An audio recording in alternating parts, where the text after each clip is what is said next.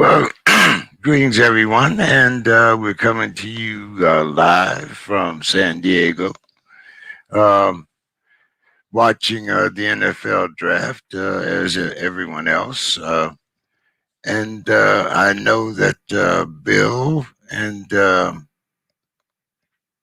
Demetrius will not be in. They're both, I think Demetrius has a draft party. Bill, of course, is participating in a draft. Site for his mock drafts. So Bill won't be here, but hopefully Mr. Daly will be in. Don might come in a little early. And in the meantime, uh, I think we have the Miami Dolphins have their pick is in. Hasn't been announced yet, but can't say that there were any real surprises today. Jamar Chase going to the Bengals. You would expect them to get some weapons for Joe Burrows. And who better than Jamar Chase?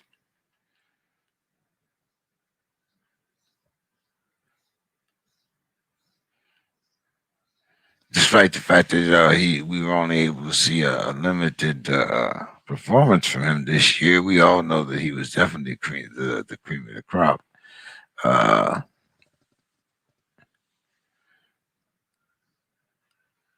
And he will be reunited, of course, with Joe Burrow. So let's see if we can make that connection work. Of course, you know, being a Pittsburgh Steelers fan, we don't want it to be too successful just against other teams. That's fine. You do wonder where the Falcons would have went if Trey Lawrence had been available. A lot of people were very surprised that Trey Lawrence went number 3, considering he's only had actually one season of college football, and he played in Division II school.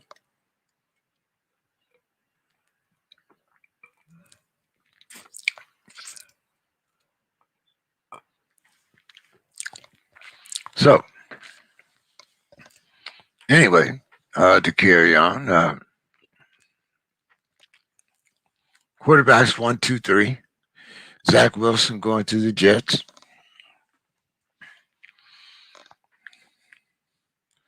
The Dolphins pick is in. Let's see who the Miami Dolphins take.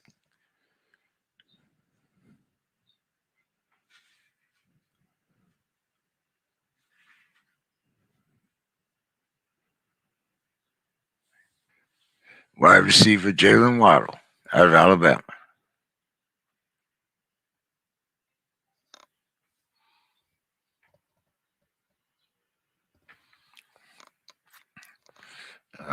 Let's see.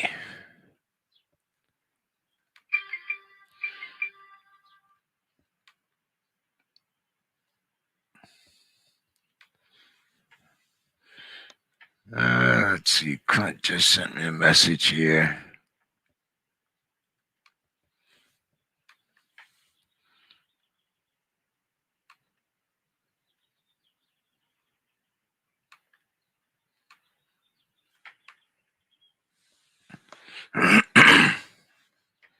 All right. Where are we? Yes. Okay. Jalen Waddle. As we all know, there's Clint. Let's add Clint here. Clint, how are you doing this evening? I'm doing good. How are you doing today? I'm doing fine, man. I was saying I know Demetrius and Bill, draft enthusiasts that they are Yes.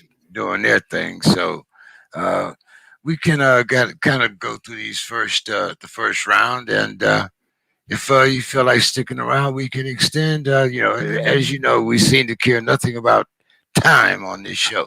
I So, understand. I understand completely. You let me know what you need. I'm up for whatever. well, The draft is already interesting. Yes, it is. Let's start with the number 3 pick. What did you think? Well, they go Trey Lance instead of going where we thought they might go, which was Mac Jones from Alabama. And the Niners apparently had their guy picked out all along, and they go with Lance. Hey, I don't know that anyone's going to say we know Trey Lance is a proven commodity. We haven't seen him enough. We don't know. And where he played his college football, he wasn't playing a whole lot of real heavy competition. So it's hard to know exactly what they got. They seem to be that was who they had in mind. They went and targeted, and they gave up a lot to get that guy. A lot. He better turn out. You gave up your first this year, your first next year in 2 seconds, I believe that's right. That's a lot to give up for, again, an unproven commodity. Yeah, that was the first one that sent ripples through the draft, I thought. First 2 guys come off the board and you go, okay, I'm thinking it's going to be Mac Jones with that next pick. Nope. They go with a whole different direction. That had to surprise a little bit of the draft there. Now I wonder, how far does Mac Jones fall? And does Atlanta go for Pitts if Trey Lance is still there? Well, that's a good question. Here's my question, and you might know this better than I do. Why? And let me get this on the table. I am not a Falcons fan. I am not a Matt Ryan fan. But why are we acting like he's done? Like, he was the top 5 quarterback this last year, right? I mean, he's still putting up some pretty big numbers. And don't get me wrong, he always puts them up in a losing cause. But he does still put up big numbers. I would not be ready to get rid of Matt Ryan quite yet. So the Kyle Pitts thing makes perfect sense to me, because you give Matt Ryan another weapon. Now, I would probably have thought about giving him some defense, which they never will do. They've never done that. But no, the Kyle Pitts thing I thought made sense, because that gives him another solid weapon. And I think Kyle Pitts has a chance to be one of the best players in this draft. So from that perspective, that makes sense to me. I wouldn't be giving up on Matt Ryan just yet. Not if I'm Atlanta, and I'll tell you why. Because of this logo right behind me. That's what happens if you give up on quarterbacks. You might end up where I'm at, in pain. Oh, yes.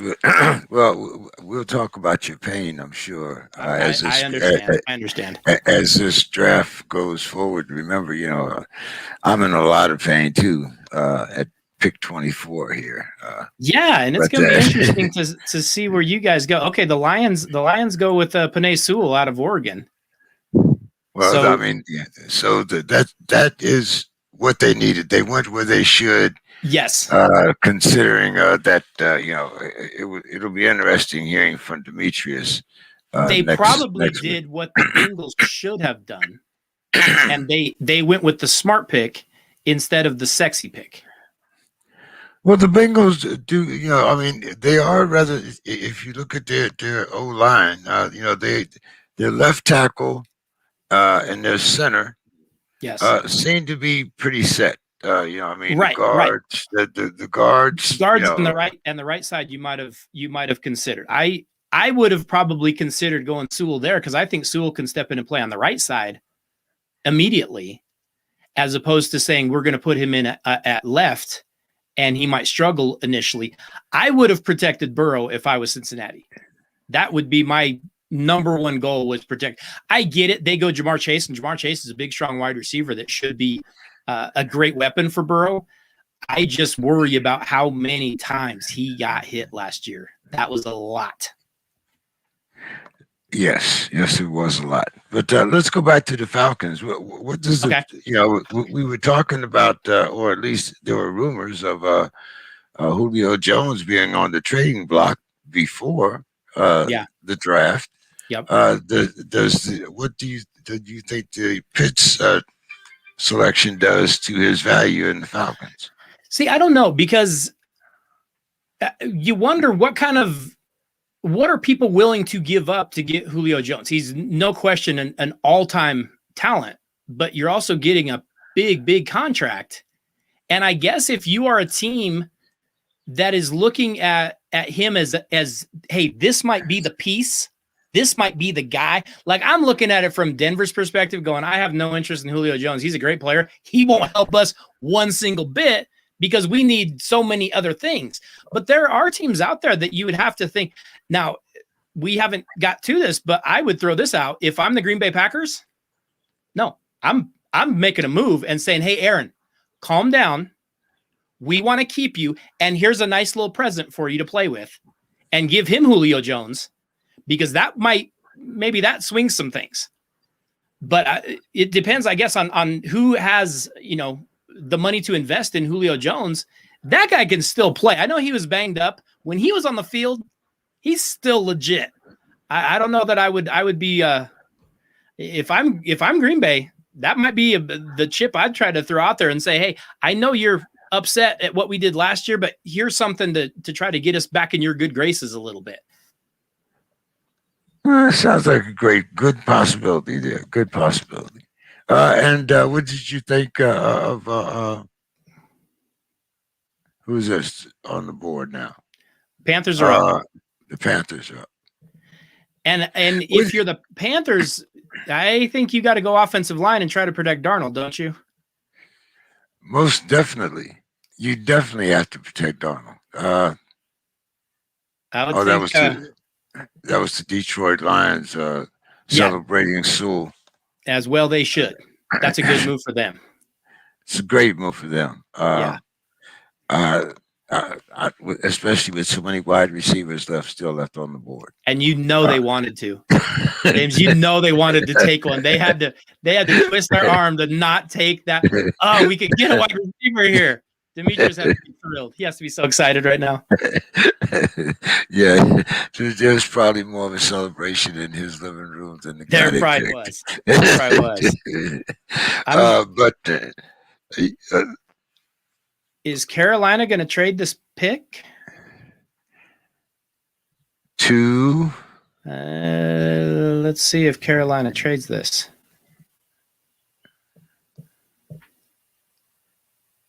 I'm trying to see if they did or not. Carolina's got a few needs. They could probably use just about anything, but if I'm the Panthers, I've got to be thinking that they're going offensive line. If Sam Darnold's your guy and now they are all in on Sam Darnold, they don't have a choice on that. You might want to make sure that you go out and you protect him a little bit. Well, according to the ESPN, yes. The best available is Smith, and the best fit is Surtain. What are you thinking here? I am thinking. Well, if I'm them, I'd probably go Rashawn Slater out of Northwestern and go offensive lineman, a guy that's versatile enough to go pretty much anywhere on the offensive line. I don't know where Carolina's going to go though, because you know what's coming up after Carolina, and then James, I'm getting nervous because then my beloved Broncos are on the clock, and we're all just waiting to see how they screw this up. Now, are you taking a quarterback or are you trading down? I have said all along that I believed that they would trade down. And I don't know how far down would you go. Well, I guess that would be the second. I think it depends on how these offensive linemen start going. Because if you could trade down and still get offensive line, trading down would be well worth your time to do. I just don't know. I'm hearing I don't know. Panthers. No, that's not in yet. I'm thinking, of course, of the big rumor. Yeah, the Patriots want to trade up. of course they do. I've heard the Saints want to trade up. I've heard the Panthers or the Patriots want to trade up. I think the Raiders want, but everybody wants to trade up tonight, don't they? Well, the rumor has it that if the Saints trade up, they'll trade up for Surtain. Which would make sense. They definitely need him. Yeah, but if he's off, but if he's off the board, right? Then will they still be willing to trade up? Yeah, I don't know. I think that's the Saints. I guess would feel good. Did they feel good about their quarterback situation? They feel good about the quarterback situation, right? They got Jameis. They got the Tebow Jr. Yeah, they're fine with that. Yeah. So if they're trading up, I think they got to go defensive backfield of some kind. Yeah. There might be other than Surtain. There is what's the other Horn? Well, I think the Panthers might be taking Horn right now. Let's see if this when this pick comes through, but I think that might be who the Panthers take off the board. Him coming in his first year, he would love to establish we are going to be a defensive team. We are going to be a physical team. We are going to hit you in the mouth. And J.C. Horn would do exactly that if that's who they end up taking. Yep, they take South Carolina cornerback J.C. Horn. So Panthers go with Horn. Well, now things get interesting at 9 because Justin Fields is still on the board for Denver. And I think they have Justin Fields, rated third right now, according to ESPN on the board here. Let's see. The Broncos go quarterback?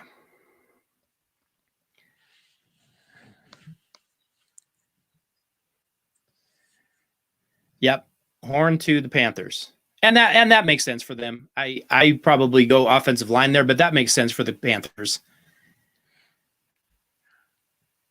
And I think right now he is the best available player. Also, that would be my for their needs.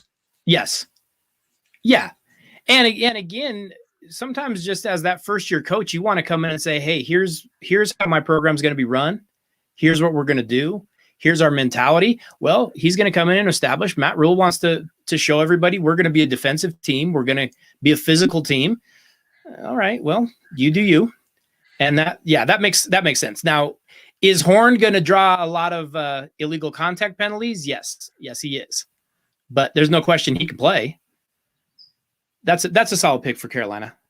That's a good pick. Now I want to see what pick comes next because now I'm nervous, James. Now I'm scared. Okay. And on the board.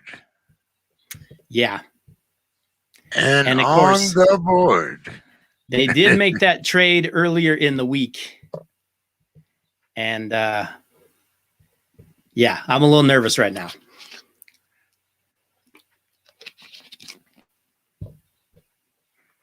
Now, speaking of Denver, yeah, can you leave Surtain on the board? You have needs. You have needs in your defensive backfield also. We do if they hadn't signed 2 corners in free agency, and not to say that they're for sure the answer. Surtain is a guy I think that can step in and play, but I think addressing those in free agency at least lets them consider, do you pull the trigger on the quarterback? Now, I don't know. If I'm Denver, Micah Parsons appeals to me a lot as an inside linebacker. Offensive linemen are still there that they desperately need, especially again on the right side. So I'm always a big believer in building at the point of attack and then building outward from there. So I might go a few different ways. Is Justin Fields that significant of an upgrade over what they currently have? You're not writing back to you. We have America's team, Yes, yes.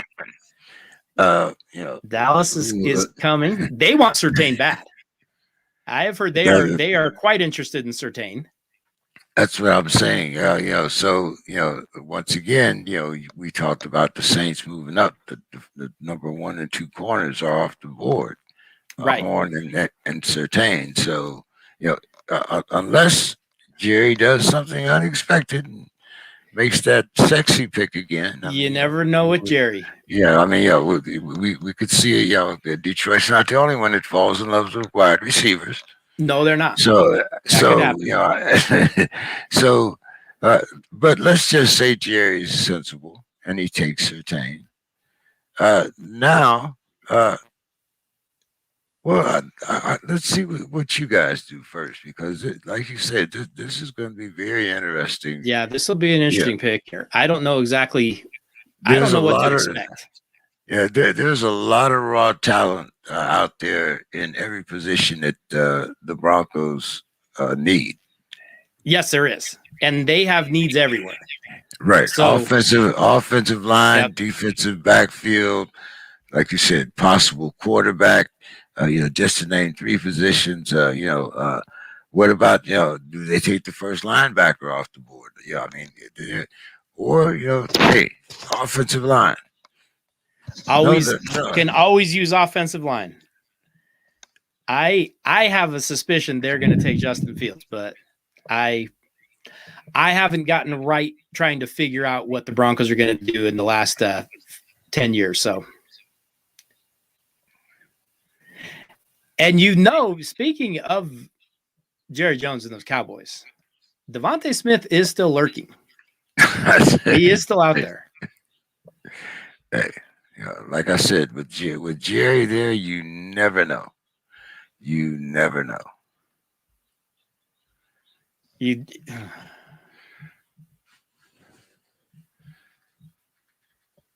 And he has Devontae Smith right now as the number 1 wide receiver, slated as the number 1 offensive lineman, and Justin Fields the number 1 quarterback.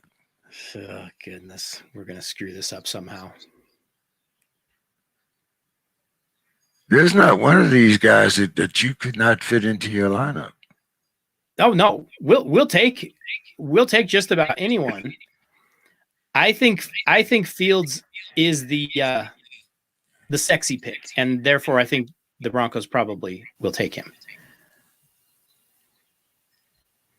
I'm not always in favor of the sexy pick, though.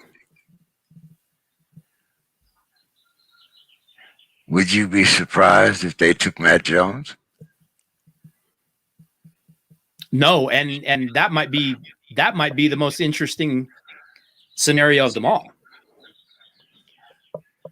Not the athlete, not that Fields is a runner, but Fields is a guy that knows how to use his feet. Mac Jones, he's more Marino-ish.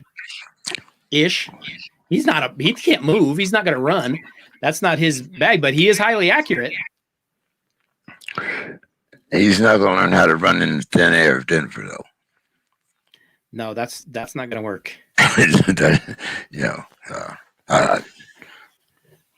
He can run a marathon, but probably not a sprint. Yeah.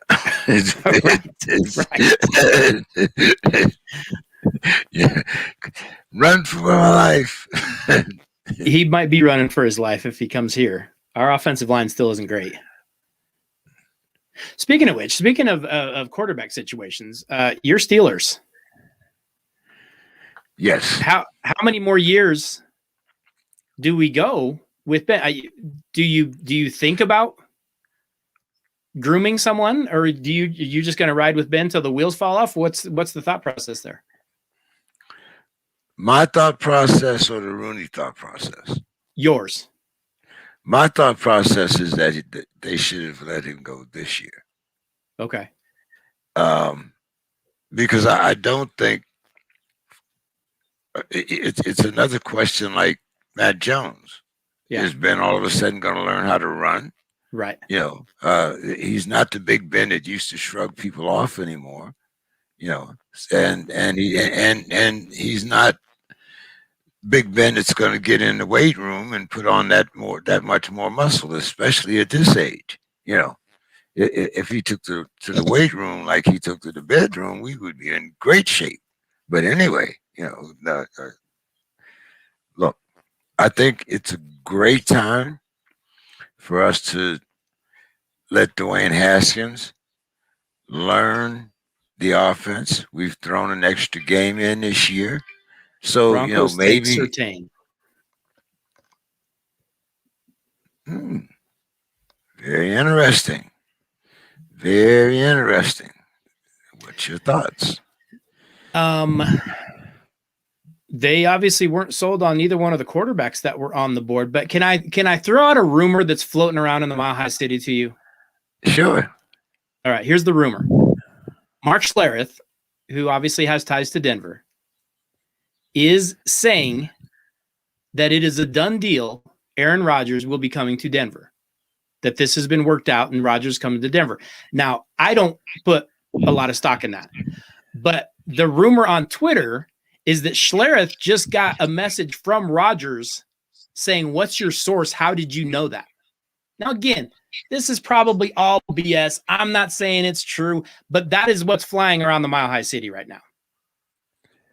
Now, we've been hearing about Aaron Rodgers and his, it's been, but you're the first one that's actually confirmed a city or a destination. It's been, of course, the 49ers were talking about, so, a lot of people, right, sexy Rex, you know what I'm saying, but, now, okay, let's put this into perspective. I understand that he's dissatisfied with the Packers. Yes. But is Denver a contender with him this year? So the rumors are that Vegas moved Denver to the top 7 for Super Bowl contention if Rodgers was in. Now, that again, this is a ton of speculation. Here's my problem with it. I know that these things are fun for people to talk about. I know these are fun for you and I to talk about. Could Aaron Rodgers be going? Could he be going to Denver? Could he be going to Vegas? Could he be going to the Niners? There's a number of places that maybe Aaron Rodgers could go to. But if we get into the realities of it, the Packers have almost $40 million in dead cap that they would have to get paid off. They're not paying that off. The Broncos don't have the money. They can't pay that off. Now, that's not counting what you'd have to give up in a trade to acquire him. I'm assuming they're not going to want to eat that money. That's a lot of money. $40 million bucks. No teams have that much money just sitting in the couch cushions. So I know these things are super fun. 32 million though, but not 40, right? Right. we're round down. Let's round down. It's not my money. What do I care? Yeah, and I believe right now the team that has the most salary cap space would be Jacksonville. I think they're about 38 million, something like that. So we're not even close. So I know that it's fun to talk about. I just don't know how realistic it is because you do have to come up with that money. And you still have to come up with a reason for the Packers to move him because this isn't like the NBA. The Packers do still hold most of the cards. They have his contract. So I know that it's fun. And like I said, there's a lot of rumors flying around. I'm not buying in on too many of them because I think it's a lot of talk and probably nothing ever comes of it. But those are the rumors that are flying around here in the Mile High City. Everybody's acting like Rodgers is coming to Denver. Well, I'm kind of like you. I'll see it when I believe it. Yeah. Yeah. Or I'll believe it when I see it, however you want to put it. If you're the Packers, why on earth would you deal him? Even if he says, I want out, you want all you want in one hand. And we know how the rest of that goes. So it doesn't matter. We have your contract. We're not sending you anywhere. You're Aaron freaking Rodgers. You're not leaving. So I don't know if I believe that stuff. Yeah, and Wisconsin is dairy country, so we definitely know that they know the Right. meaning of that word. So Yes. Yes. For that's sure.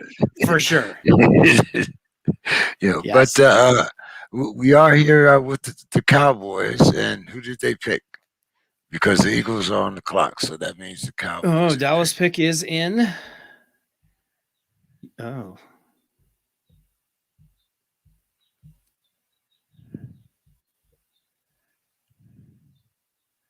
Eagles and Cowboys swap picks? What? No, you had to hear that Eagles. wrong. This is saying Eagles moved up. There's no way they traded with a division rival, right? That's what I'm saying. There has to. You had to hear something wrong there. I'm on mute. So I can't hear it. Uh, that But can't not. be right. But but not even Jerry. Not Jerry. Not even Jerry Jones. No, I don't believe that. Jerry Jones trades his first round pick to the Eagles. You don't do that, do you?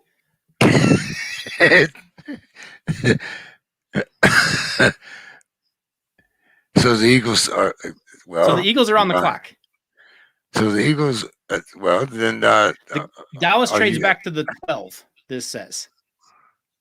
So are you thinking that now we see the wide receiver? Do the Eagles go wide receiver, or Justin Fields is still there? Oh. They want someone. They specifically traded up to get someone. They wanted someone, right? I would think. So is Jalen Hurts their guy? Well, first of all, have you ever? I mean, I think I've never.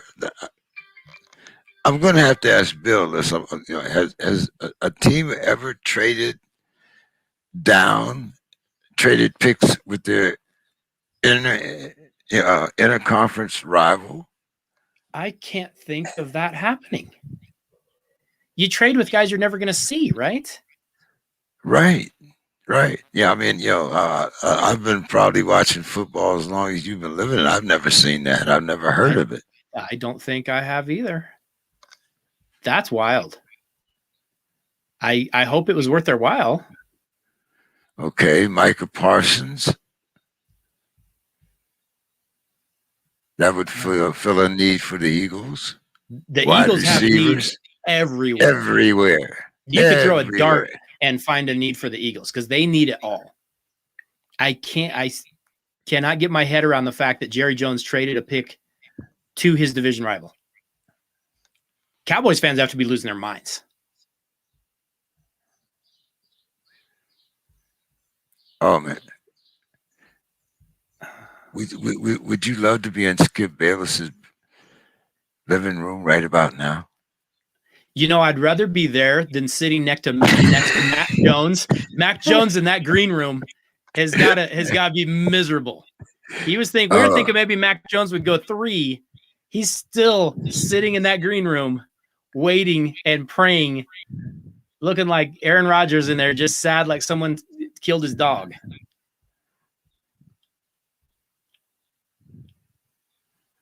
So the Cowboys have the 12th pick now? Yes.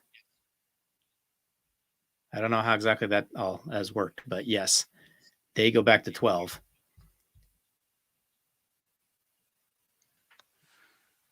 And we are waiting to see what the Eagles made their move for. I can't.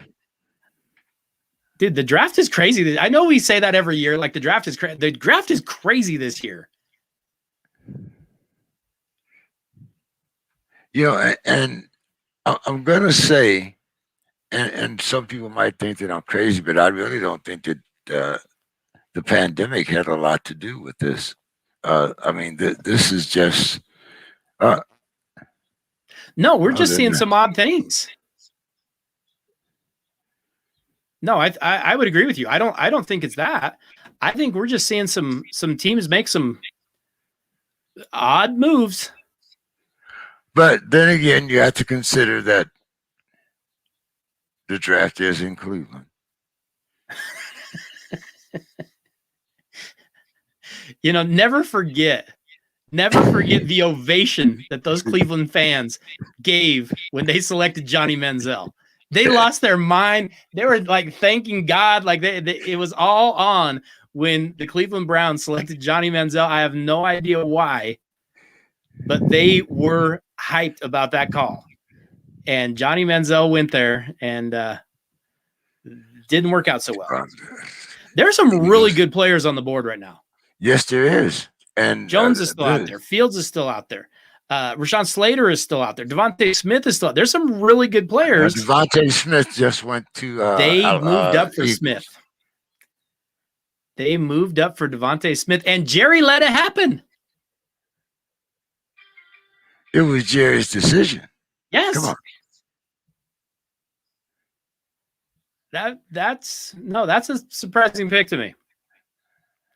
I can't believe Jerry let that happen. And maybe that's a really smart move for Jerry. That's wow. Two division. They get to see Devontae Smith twice in Eagles gear. Now, does his size bother you? A little. He's a little guy. But he's been successful with that size. I guess it's going to be how they use him. And you have to give the Eagles credit because they found a way to use little guys throughout the organization. You're right. That's a good point. Yeah, they have. They've done it for years, and had success with some of those smaller guys. So yeah, maybe they're capable of finding a good spot for Devontae. There's no question that kid, he can play a little bit. It's just a little bit strange to do that. The length of his arms and his ability to create separation are definitely interlinked, though, because for as small as he is, he's got arms enough to keep defensive backs away from his torso. He's got long arms and he knows how to use them. But does he have the strength? Because can he stay healthy? Yeah, in the NFL, I mean, he's going to get his bell rung a couple times. Yep. I mean, just simply because of his size, not because you have safeties now. We have safeties that are playing inside linebacker now. Oh yeah, and just flying around. It used to be we had linebackers playing safety. Right, James. That era that I was younger, but those days are gone, which makes me sad. By the way, those dinosaurs are gone. But we had linebackers playing safety. The days of the Atkinsons and the Tatums and the Atwaters and the Smiths and the Lotts, and those days are over. And they had linebackers back there headhunting, and those days are never coming back.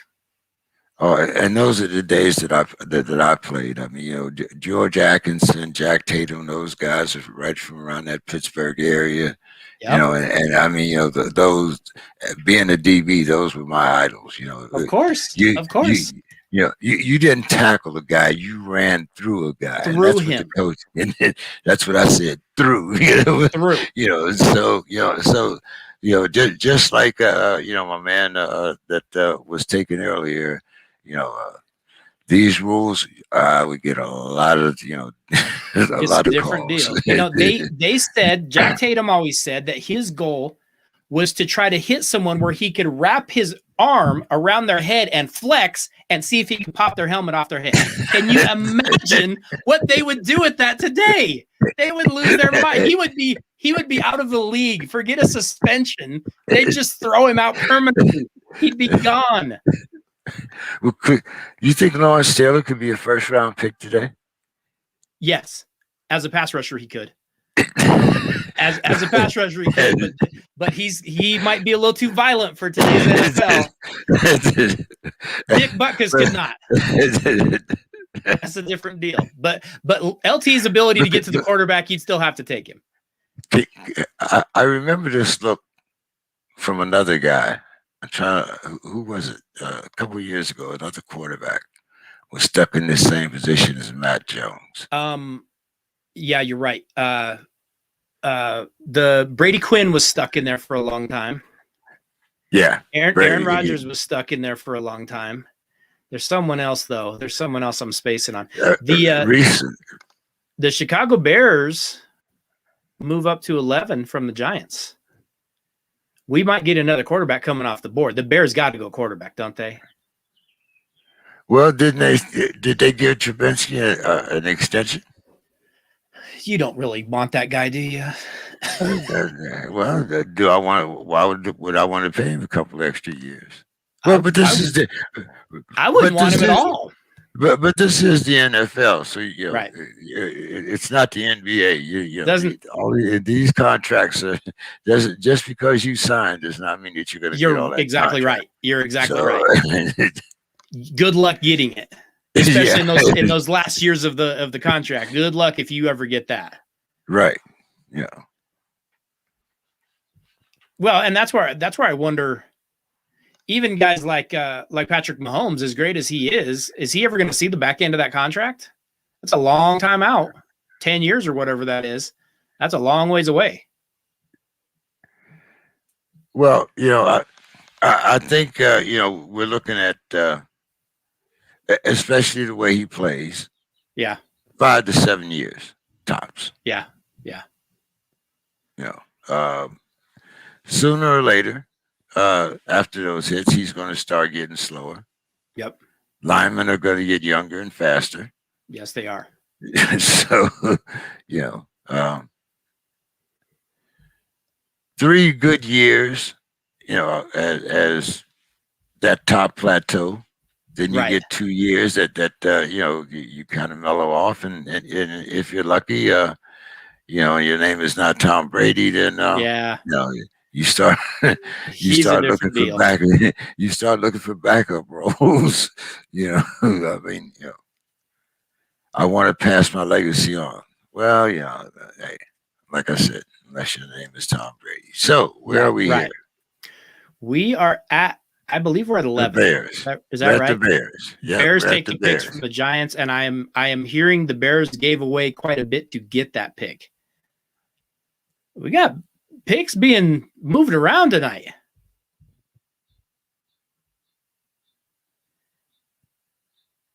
And Bears are taking Fields. Chicago Bears take Justin Fields.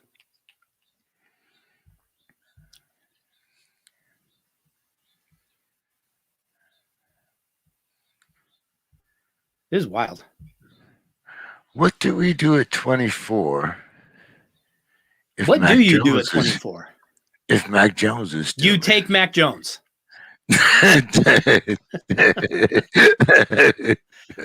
It's funny because he is a guy that has gotten a little bit of those comparisons to Ben. Big guy, big, strong guy, pretty accurate, a little bit tough to bring down, but he's not really a scrambler. He's not really a runner. Yeah, that'd be a perfect fit. You got to be hoping he falls that far. Who are you hoping they take? Do you have any interest whatsoever in getting a running back? I think, as a matter of fact, I think if we don't go O-line, we have to go. We have to go running back. Sure. But unless Mac Jones is on the board, then all bets are off. All bets are off if Mac's still on the board. They have to consider him. They would have to consider him. Yes, you would. Yes. Yeah. Wow. So let's talk a little about Justin Fields, because I really like Justin Fields. I like his leadership. I didn't think he had a great year this past year. But James, you and I are old enough to know Chicago is not where you want to go play quarterback. No, it's not. But, he has two things going for him.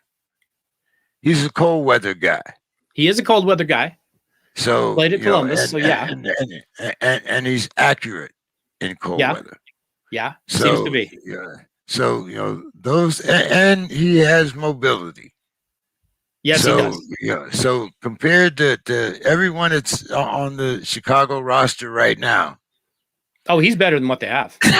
Yeah, yeah. I mean, if he's another one, I think he's just as I was saying with Dwayne Haskins, by game 6 he Yeah. should be a starter. Right. Yeah. So, but one thing that I think that he's going to be lacking, and that's the talent around him. For sure. Because in college he was surrounded by talent. I think Really good. Chicago let their second wide receiver go. I forget Yeah. what his name was. I want to say Robinson, but I don't think that's right. Yeah, it is Robinson. He was on my fantasy football team. That's why I really let him go. So But he's not going to have a ton of help. No. So some cities, though, and we haven't talked about this. Some cities are more conducive to playing quarterback than others, and there are 2 cities that I think are really, really tough to be quarterback in, and Chicago is one of them, and New York is the other one. And as exciting as Wilson is with the Jets, we have seen how many quarterbacks they have broken in the past.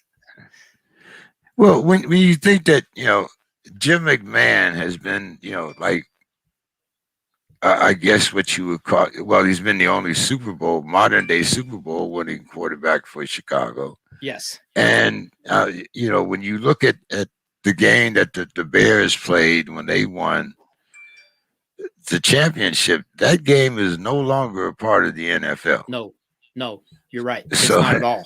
And Chicago, like Pittsburgh, has built up this reputation, of being those type of cities where, Big Ben, it usually Pittsburgh takes a while to kind of, embrace their quarterbacks. Pittsburgh is, has been a defensive town, as has Chicago, but it's not like the old days. Defense doesn't win championships anymore. I don't think it does. What was the final score? The Falcons Patriots Super Bowl. I mean, who played defense? 55, exactly. And you almost have to have kind of that Jim McMahon guy. And that's a great example you bring up of a guy that said, I don't care what anybody thinks of me. I'm going to do my thing. I don't know if we raise human beings that way anymore. There's not that many guys out there that are just geared that way. Jim McMahon was that way. He was like, I don't care what the media thinks. I don't care what the media says. I'm going to do what I do. All the respect in the world to that guy, but I don't know that we raise people like that anymore. I don't know that Zach Wilson is geared that way. I don't know if Justin Fields is geared that way. And in those 2 towns, it makes me wonder if you kind of have to be that way because you take the spotlight is so bright in those 2 towns. And forget the media coverage and all that stuff. The weather is horrible. You got to play in windy, snowy, terrible weather every single week. That doesn't make it easy for quarterbacks. I don't know. Both of those cities are tough to play in. What do you think about when you talk about attitude and the way players seem to present themselves? The number 1 pick. Yeah. When he says it's just another. I mean, hey, it's a game to me. I mean, I don't care whether. I mean, if I do well, I do well. If I mean. Can your quarterback have that type of laissez-faire attitude? See, I struggle with that. But I was raised like a little more old school than other guys. So like for me, I always looked at those guys and the guy I always think of that, hey, fellas, let's just go out and have a good time. It's just like that's always, it's going to sound bad. That's always Jake Plummer to me. Good quarterback, nice quarterback, probably not going to win you the big game. Probably not going to be that guy. But in this era, I don't know anymore. I don't even know anymore. Like, I think Tom Brady, for the front that he puts on, I think Tom Brady would slit your throat to beat you. And I don't know if a lot of guys are that way anymore. Like, we're used to that. The guys we grew up watching, they would kill you as soon as look at you. I don't know if guys are. Is Matt Ryan that way? Matt Ryan is not that way, right? No, no. I don't even think Aaron Rodgers is that way. I think Aaron might be a little too laid back for me. I think Tom Brady is that way, and I think that's why he wins the way he does, because I think Tom Brady would kill his own mother to beat you. Like, I think he's just geared that way. They're different guys. You know, everybody talks about Jordan and that kind of mentality, you know, Kobe and all that. You have to have that mentality on some level, don't you? I don't know. And Trevor Lawrence doesn't strike me as that guy, but at the same time, I don't know that many guys in the league today are. We just grew up around that, so maybe, I don't know. Maybe we're on the dinosaur list and we're going extinct. But well, I can definitely tell you I am. So you might be that third generation dinosaur. I'm not far behind you, so it's a different Okay, world. Dallas is in. Who did they pick? They took Penn State linebacker Micah Parsons, and I actually think that's a really good pick. As much as that pains me to say that. That is a really good pick, especially when they moved back to get him, because they moved back and got him. Right. So Jerry might be a little bit more of a wildcatter than we thought. Is he sober tonight? Is that what it is? Next on is the former San Diego Chargers. They have a quarterback of the future. Of course, their backup has moved on. Yes. But they do have some serious holes. I don't think offensive line is a big hole. Right. I was going to say the defense. I think you know, they can live with that for the first round. Maybe address that in the second round. But if I were them, I would definitely go O-line. And right now, there are a bunch of offensive linemen still out there. I believe you only have one off the board. We've only had one off the board. That's Sewell, right? Yes. So take your pick. You've got Slater. You've got Vera Tucker out of USC. You've got some good offensive linemen out there. If you so desire, you can get a pretty good deal there.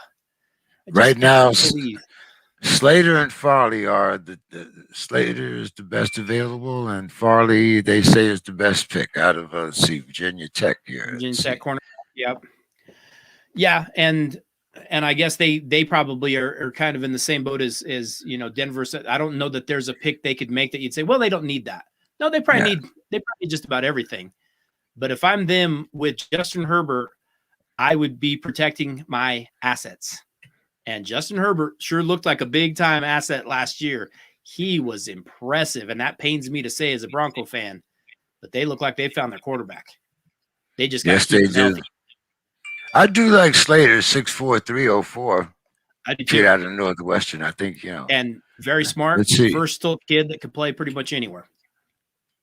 Let's see if they pass on him or not.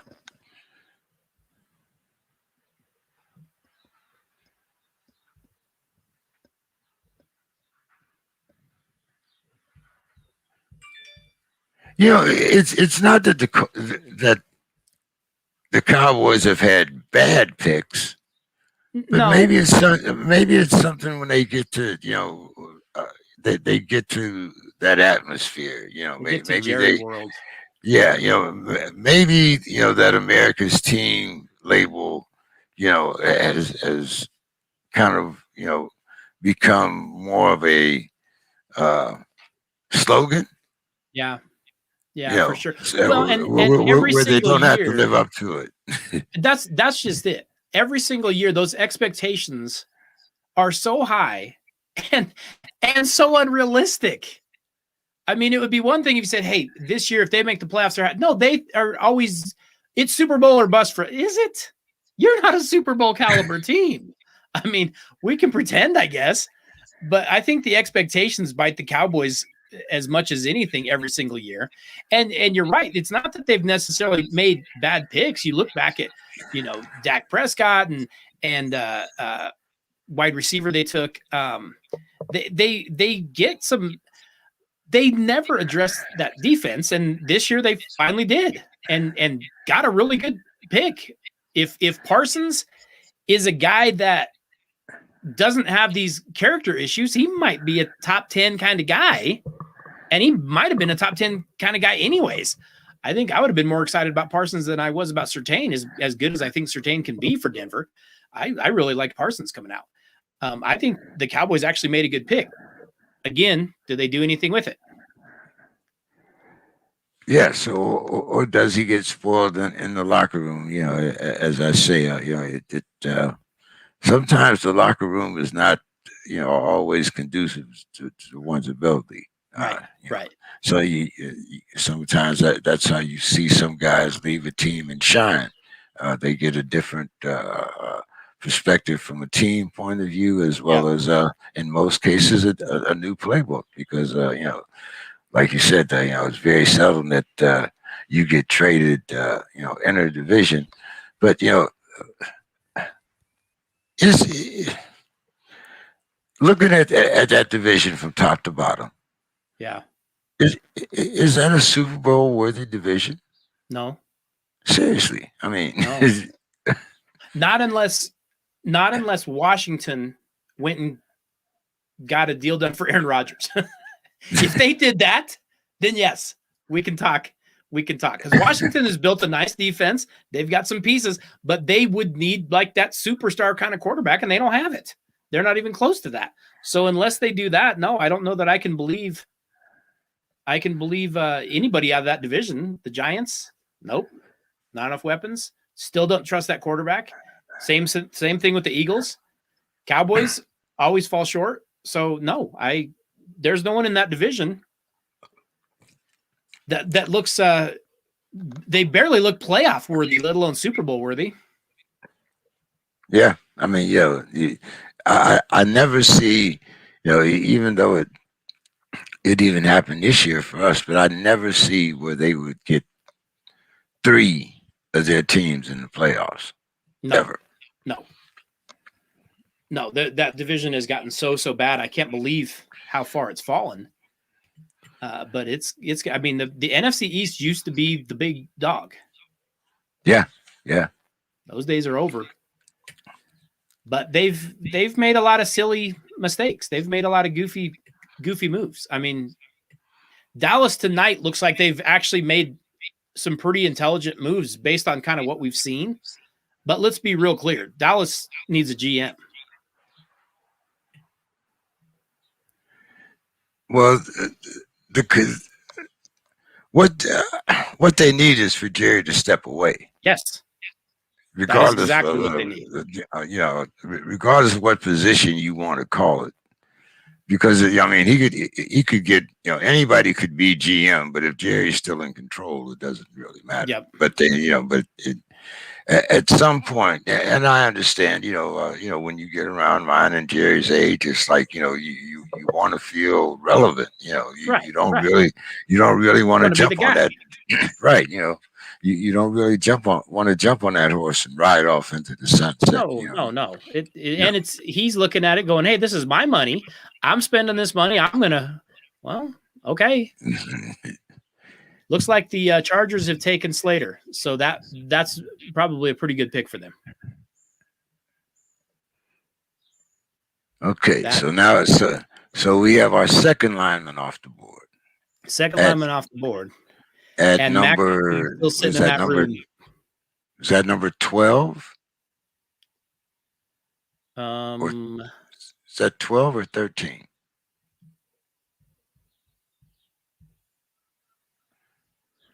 Everybody's moved around. Dallas moved back to 12, so this has to be 13, right? 13 was Chargers. Right. Okay. So next up, I believe, Minnesota. Yeah, I tried to invite a guy in from Minnesota. Hopefully, he'll be in next week. DL Minor. He lives in Minneapolis, St. Paul, and I met him doing a different podcast. But he is definitely a Vikings fan, so I'm going to try to get him in next week after we talk about.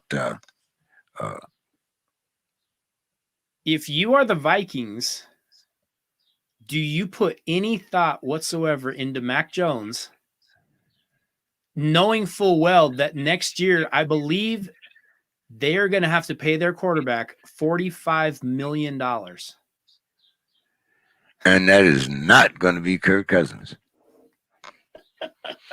At least, at least if I were pulling the purse strings. Now, maybe, they've gotten close the last couple of years. So maybe they, but if not Mac Jones, who? They need offensive line for sure. Right. They could go Vera Tucker or somebody like that too.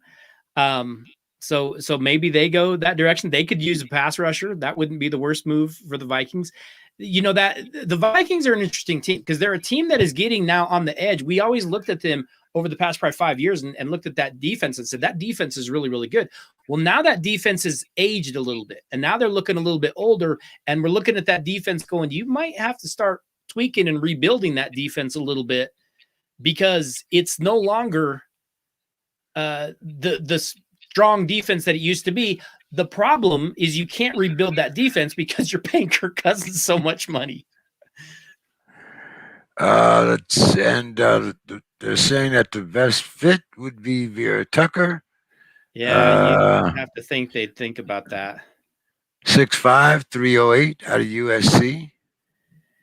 He's another guy that's a big, strong, versatile kid. He's got a pretty good feet for a big man. That'd be a nice fit. Kirk Cousins is hoping they go that route. I could tell you that.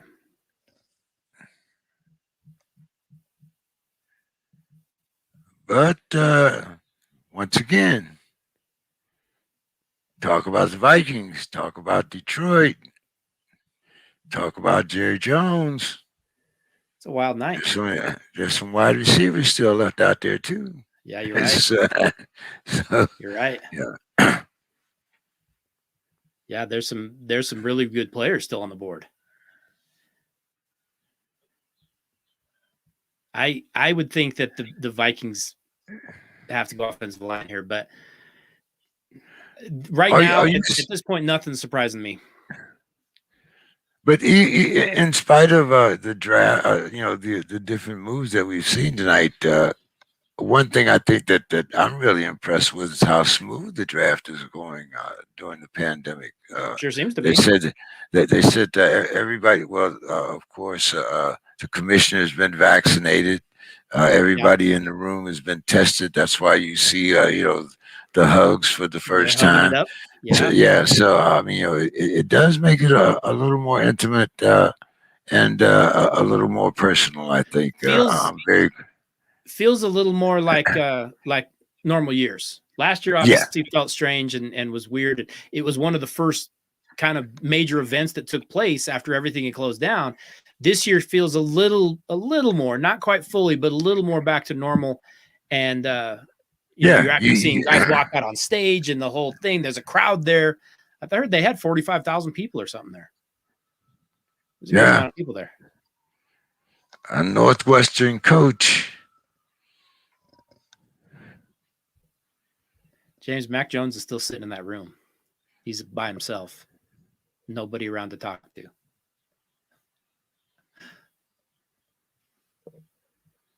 Who was that? Who was the other quarterback that sat? You're right. There was someone else that was sitting in that room by themselves for a long, long time. And I cannot think of who it is. The ones that always come to my mind. Well, Aaron Rodgers sat in there for a long time. But the one that always comes to my mind was Brady Quinn. He sat in there, just looked like somebody had shot his dog all night. And they never called his name.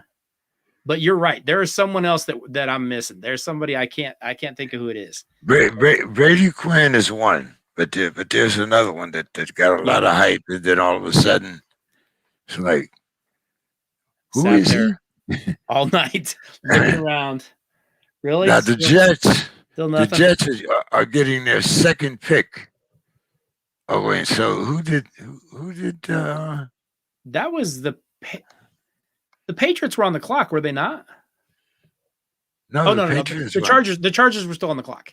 Yeah. Okay. So yeah, that's they took Slater, right? No, that was the Vikings. That You're was the right. You're Vikings. right. It was the Vikings were on the clock. Vikings were on the Yeah. clock. Okay. There's too Yeah. many moves tonight. So now we're waiting for the Jets Now we're waiting for the Jets. Because Slater was taken by the Vikings. First Northwestern player selected since 2005. Wow. There's been a lot of good players out of Northwestern. For a Okay, so program that doesn't produce much wins, yeah, they have. a lot of linemen though. I think they had Yeah, one running back. I can't think of who he is right now, but I think they had one running back. they did. So the Jets had their second pick in the first round. Or was this their first pick in the first round? No, they got Wilson at number 2. Right. So this is their So yeah, second pick this is their second pick. at number 15. Wow. Two picks in the top 15, top 14. Well, at least we know they're 2 picks within the top 20 anyway. But Yeah. I think this is pick number 15. The pick is in pick number 14. The Jets. 14. Yeah. So 2 picks within the first 15 players. All right. What did they do this time?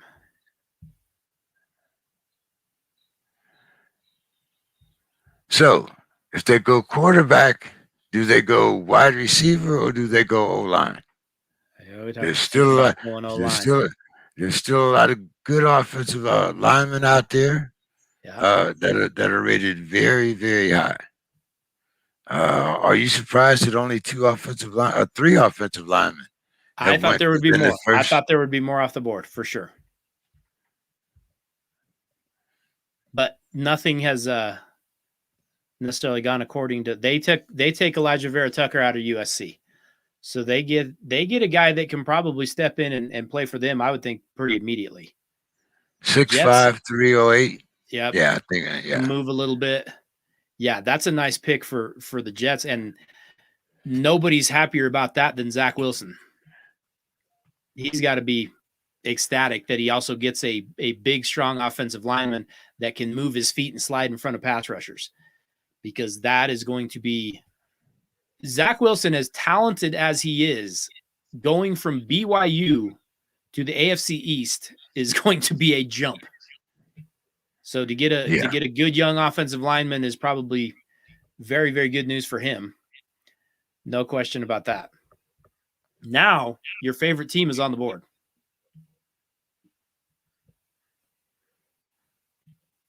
Because I believe Bill Belichick and the Patriots are up.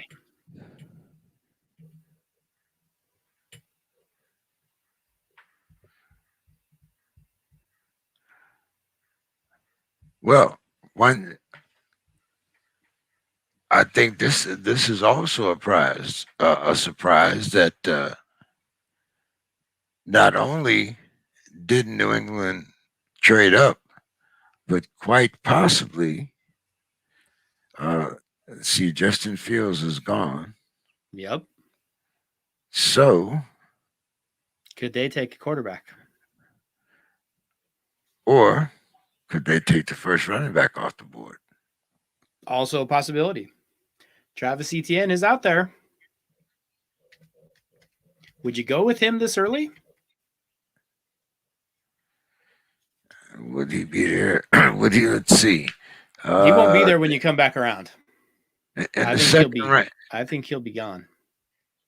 Let's see. I don't think they have a second round pick. No, you're probably right. Patriots on the clock. Yeah, it doesn't show the Jets with a second round pick. But if you got two picks in the first 15, are you really mad? No, they got exactly what they wanted. I think the Jets got exactly what they wanted. That's a pretty solid first round for the Jets. We'll see what they do with the rest of the draft, but that's pretty. When they went and hired, is it Robert Salah? That new head coach, the Jets are starting, and I can't believe I'm saying this, the Jets are starting to make some good moves. And that sounds weird to all of us, but Well, I think it's because we're so used to hearing, to seeing Bill Belichick and those guys, yeah, playing for first, and everybody else playing for also ran. I mean, right. it's another division where you never think of more than one team Yep. making the playoffs. Yeah, Well, and looks like he got that call. the Bills are making good moves. The Jets are looking like they're starting to make some good moves. Did the Patriots take Mac Jones? That's what I'm trying to see. Oh goodness, that's going to be wild if that's what happened. They're showing as the best. He's showing as the best fit for them. Well, he's also shown. They showed him on the phone. Wow. Yes, Patriots get Mac Jones.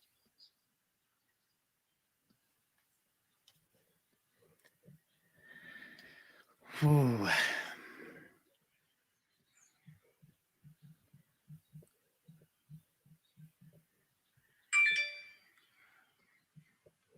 So Matt Jones falls to, And they didn't even have to give anything up to get him. precisely.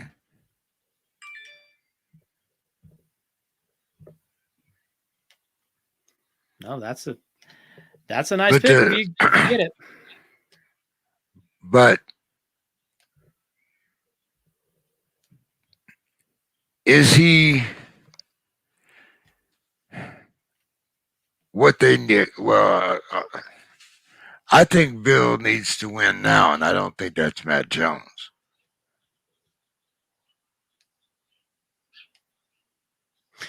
Yeah, and I thought they might go make a deal and see if they could bring Jimmy G back. Belichick seems to have a pretty good relationship with him and seemed like he thought he could win with Garoppolo. Instead, they go get Mac Jones. They don't give up anything to have to go get him. Does that make them a win right now team? I don't think so. But is he better than Cam Newton? He's not far off. Cam just can't do it physically anymore. He's just too beat up. Well, in that particular scheme, you have an immobile quarterback. Right. Now, so is Bill thinking that he's going to hit another Tom Brady here, 6 games, I don't know. and Cam goes down, and all of a sudden here's the next Tom? I don't think so. Now you'd have to change everything you do. And right now you don't have the depth at wide receiver, running back, or the defense is getting old. I mean, to me there were so many other holes that he could have tried to fill. Yeah. I think they take Mac Jones because he fell into their lap, but that's they've got a ton of holes to fill on that roster. And like you talked about, skill positions are among those. There are guys out there they could have gotten. Jones is a nice pick for the Patriots for the future. I don't know that he is for them right now. I would have either went O-line or, like as I said, this would have been a good setting to me to take the first running back off the board. Yeah. I think ATN might have been a great fit there, even though I'm hoping that he falls to 24. Sure. I believe the Arizona Cardinals are up next. I think that's who's up.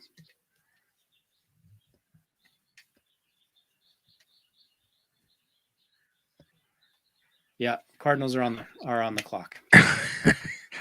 Matt's running. Matt's running. He wants to make sure he gets that out before somebody takes it away. He's just sick of sitting in that room by himself for so long. He's been in there a long time. He's been in that room over 2 hours, just sitting That's there. that's a faster time than he had in the combine. Yes, yes, it is. Fastest he's run in the last 2 years. Wow. All right. Arizona is up.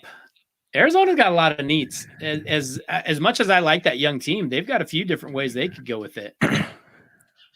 They could go pass rusher. They could go anywhere in the defensive backfield just about. Arizona's got a couple needs, and I like some of what they're doing down there. They're better than I thought they would be. Arizona goes DB. There's some good ones there. There's still some good corners and probably even a good safety out there. So yeah, there's a few different guys they could go with. Arizona's got a number of picks that they could go with here. They're a team that really surprised me this last year. I know they fell off at the end, but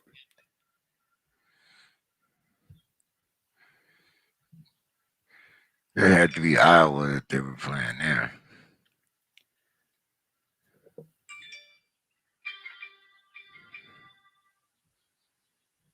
The Cardinals pick is in.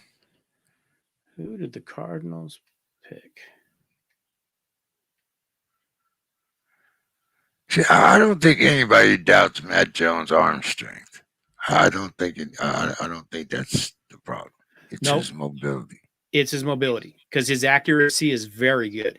Now, you do wonder, playing at Alabama, and this sounds odd, is Alabama kind of turned into like a system kind of school that just makes whatever quarterback they have look good? Because they've got a ton to throw to. They've got good wide receivers to throw to. Well, one thing you don't see this year that you've seen in past years, though, is a lot of Alabama linemen that are considered Pro Bowl pro types. Didn't have that. Nope. Had more of the skill guys this year. Yeah. Harris. So the Cardinals. See who are they predicting here?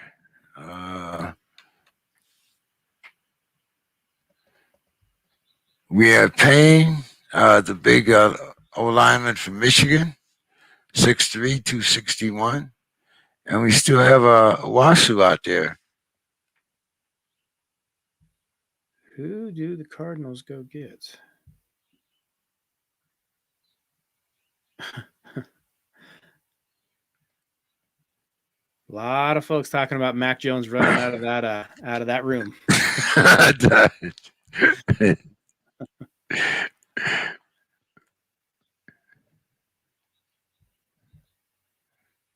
I see that the pick is in, but I don't see who they took. No, right now they're still talking to Mac Jones.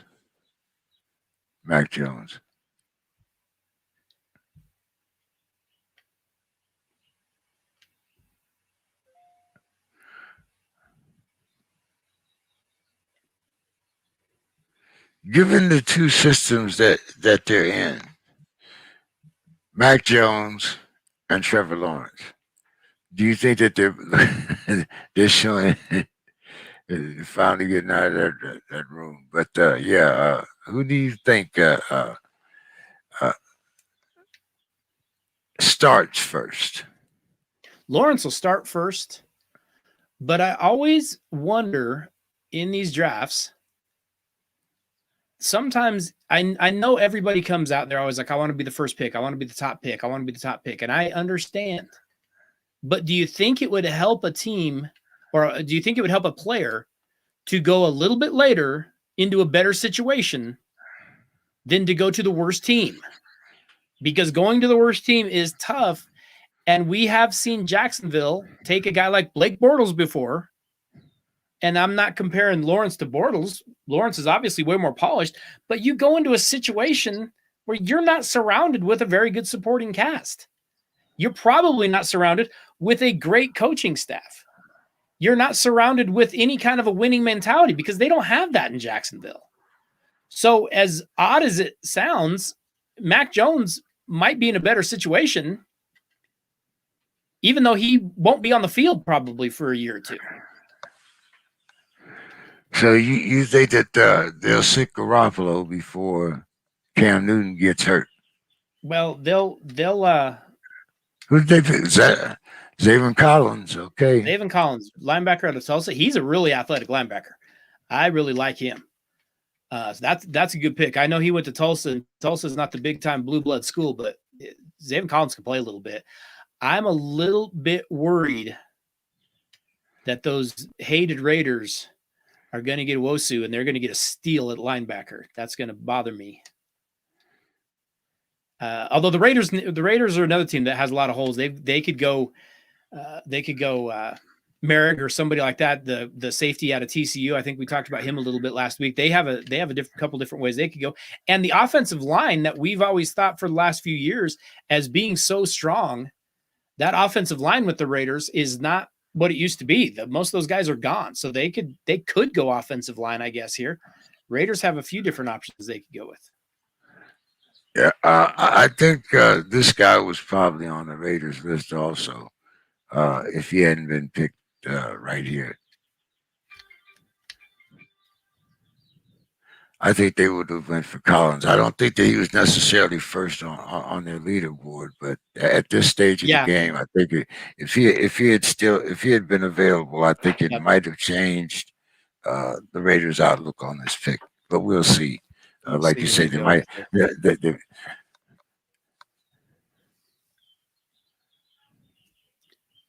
lot of comparisons of to Waller and Pitts. What do you think? We see Waller too much here in Denver. He eats us up every time. That's why I asked you. That's why I asked you. Every time we see them, he tears us up. But that's us. I know that's not the same for everybody else. But we can't defend a tight end to save our life. That's just Denver right now. Yeah, Waller is no joke. He's a pain to us. Big, strong guy, can get down the field. He can actually block a little bit. Yeah, I like Waller a lot. Pitts doesn't block. Pitts doesn't care about blocking, but he doesn't have to. When you're that good of a receiver, you don't need to. But he's at least going to have to brush block. You got to at least bump somebody. You got to at least pull a Shannon Sharp and kind of brush up against somebody, right? Yeah. Pick. I know we don't like to use that word, but pick. Yeah. Yep, that's what it is, though. Yeah, I mean, he could actually be a Bill Laimbeer type there, like picking guys we call it a rub route. That's what they try to call it. They try to call it a rub route. We know what it is. It's a pick. You see, in the old days, you didn't have to worry about that because you just take them both out. Yes. And not only was it not illegal, it was encouraged. Yes, it was. That's what you were supposed to do. I did my job, coach. So I got my damn jaw broke. It's like pulling guard and the tight end. Just like, I saw one, but I missed the other one. Didn't see the other one. One of them going to get you. But that was your job, whether you played corner or safety. If you come up, you take out those two guys so somebody can get to the runner. Right. Yeah. Doesn't quite work that way now. It's unnecessary roughness. Anyway. Yes. You'd be getting flagged and ejected. Yeah. What do you mean you're hitting two guys? Right. You're not allowed to hit one guy, let alone two guys. What are you doing?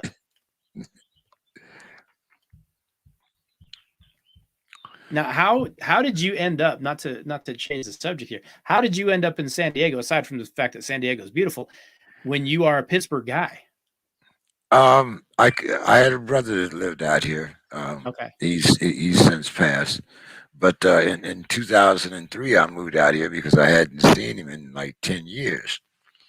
And I moved out here. The Chargers were still here then, of course.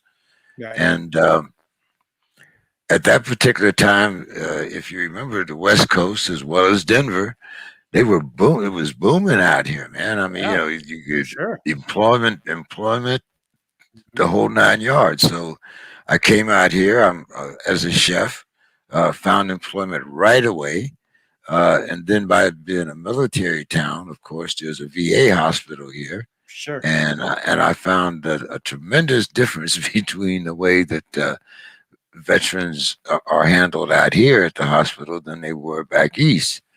So, with the employment and improved veterans benefits, it was a kind of a no-brainer.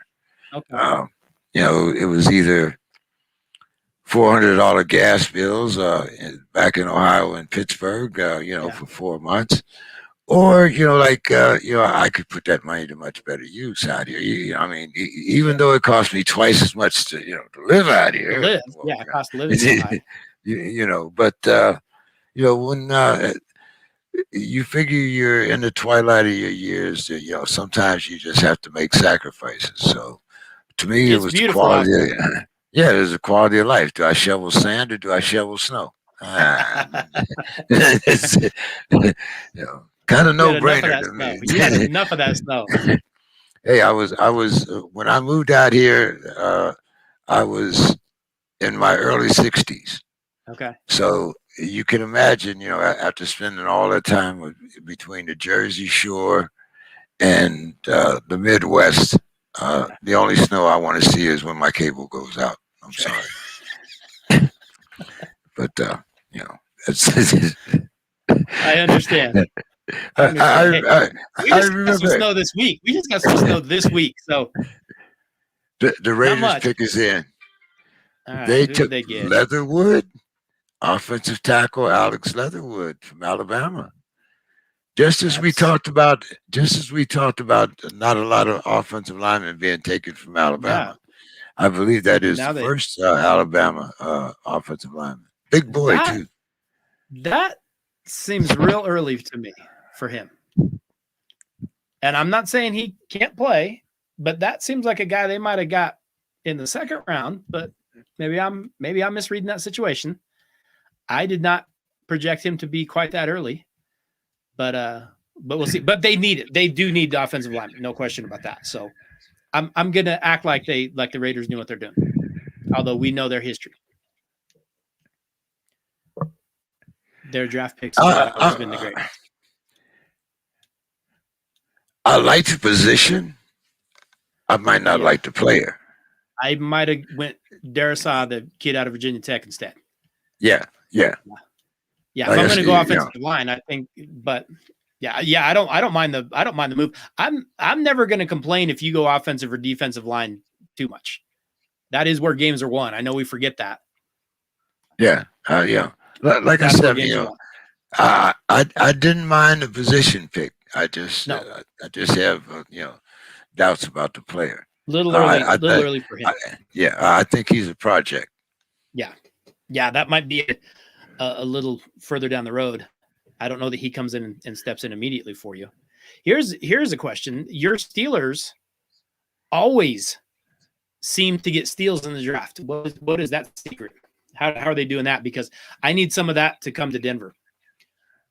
You guys always seem to get good players in the draft. Yeah, and another thing is that we don't always go to big schools. No.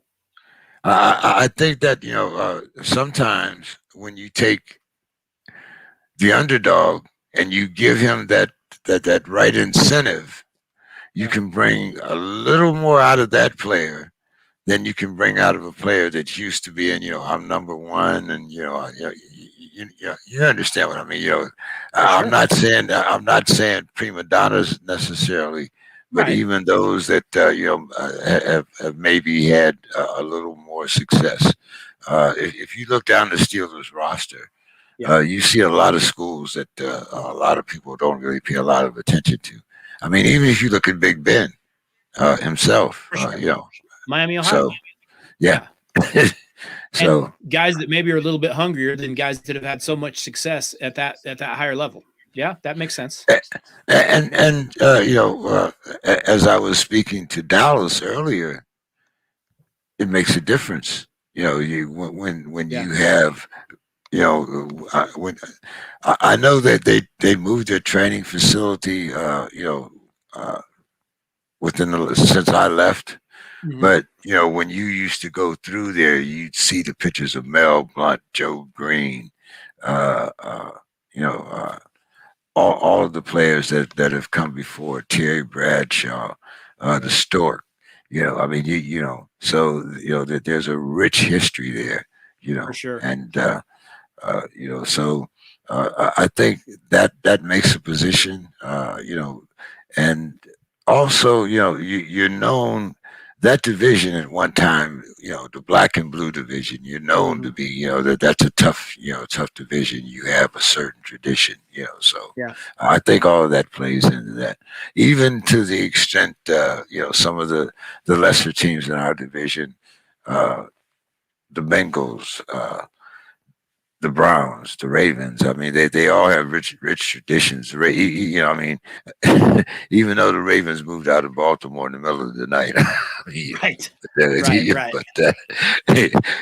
but Ozzie Newsome came back with some great leadership there. So Well, and especially, back in that era when the Steelers were rolling, that division was nasty.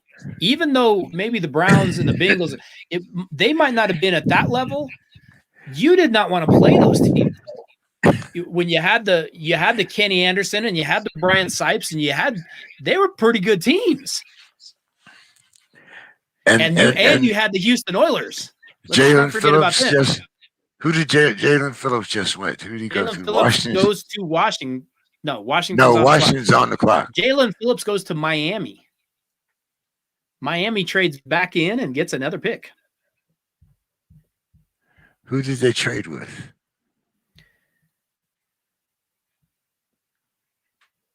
They trade with. Well, Miami has a lot of draft picks. They got so Yeah. it's not surprising that they were able to get back in. But They picked up a lot of picks.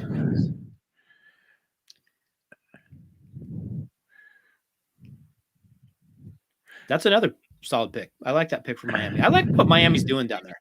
I don't like to admit that, but I kind of like what Miami's doing. They've filled out some positions and they've picked up a lot of picks. And he has got them. they got Waddle and then they got Phillips at 18. So they did trade back in. Yeah, they Now traded back Washington's in there. They traded back in to get Waddle. Brian Flores is doing a pretty good job in Miami. They play really hard. They play mostly mistake-free football. I know they don't have the talent yet. They're building that talent. I hate to admit this, Miami's doing some good things. But they're in a tough division.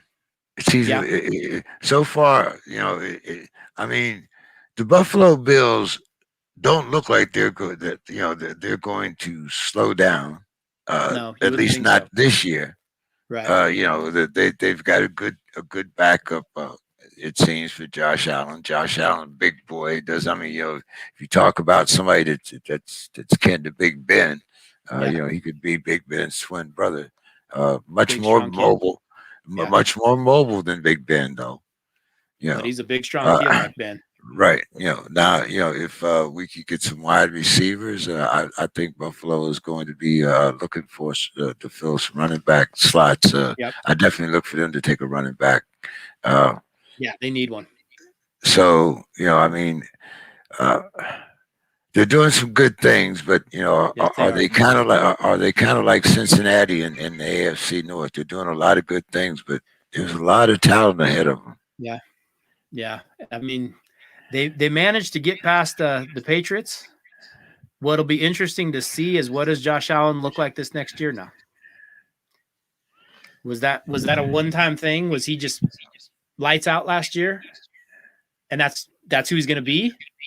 Or do we see him take a little bit of a step back this next year? Well, I think he'll take a step back because now everybody has film on him. Right. Right. So and now they're going to take away. They're going to take away Right. a lot of what he likes to do. Yep. Right. But once again, he's a big, strong kid. He has a coaching staff that should be able to improvise and take advantage of his skills. Right. And not only that, but when you look, he has a good offensive line. I'm not saying it's overpowering, but he has a good offensive line, especially for the division that he's in. He has Yeah. an adequate defense.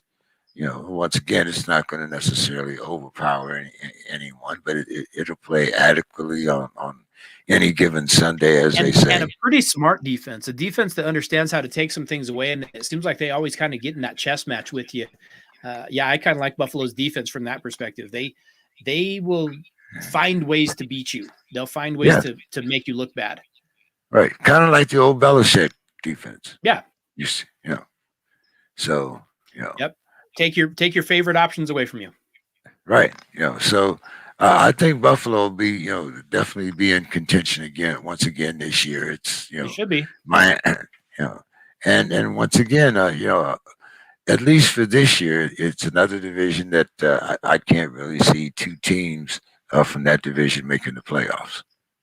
Probably Uh, not. I mean, but if you had to pick a second one, it would probably be Miami.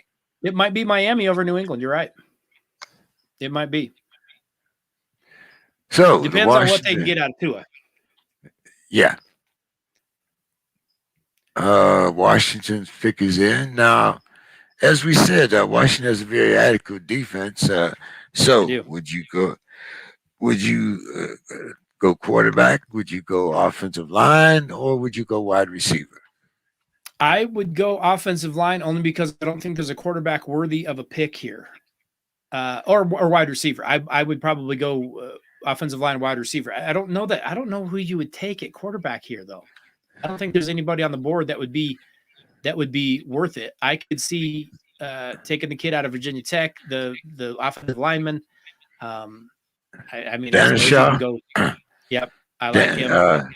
Yeah, they took. See, Washington just took inside Davis linebacker from Davis Kentucky. is a tackle machine. That's a guy that flies around the field and just makes tackles all over the field. Washington's defense is no joke. They're going to be very, very good.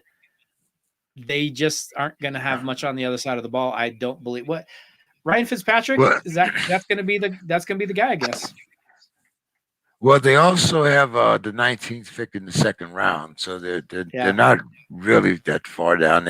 They still have a chance to pick up a decent wide receiver or skilled possession player if they need one. Yeah, get some more skill to surround him with, because that defense is going to be good. They can win that division just with their defense. And that defense that division isn't very good, obviously, but they can win it. I might put Washington at the top.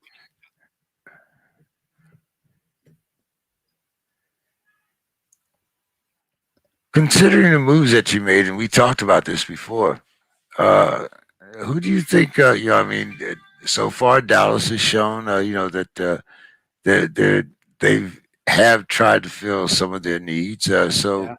Who are you ranking? Is it Washington and then Dallas, or is it Dallas and then Washington? And where do the Giants fit in this? I don't know if I get the Giants. I can't figure the Giants out. That rookie year, Daniel Jones comes out. He looks like maybe he's got more than we thought. Because when they make the Daniel Jones pick, we all kind of make fun of him. The Giants put way too much into that guy. They fell in love with him and they took him way too high.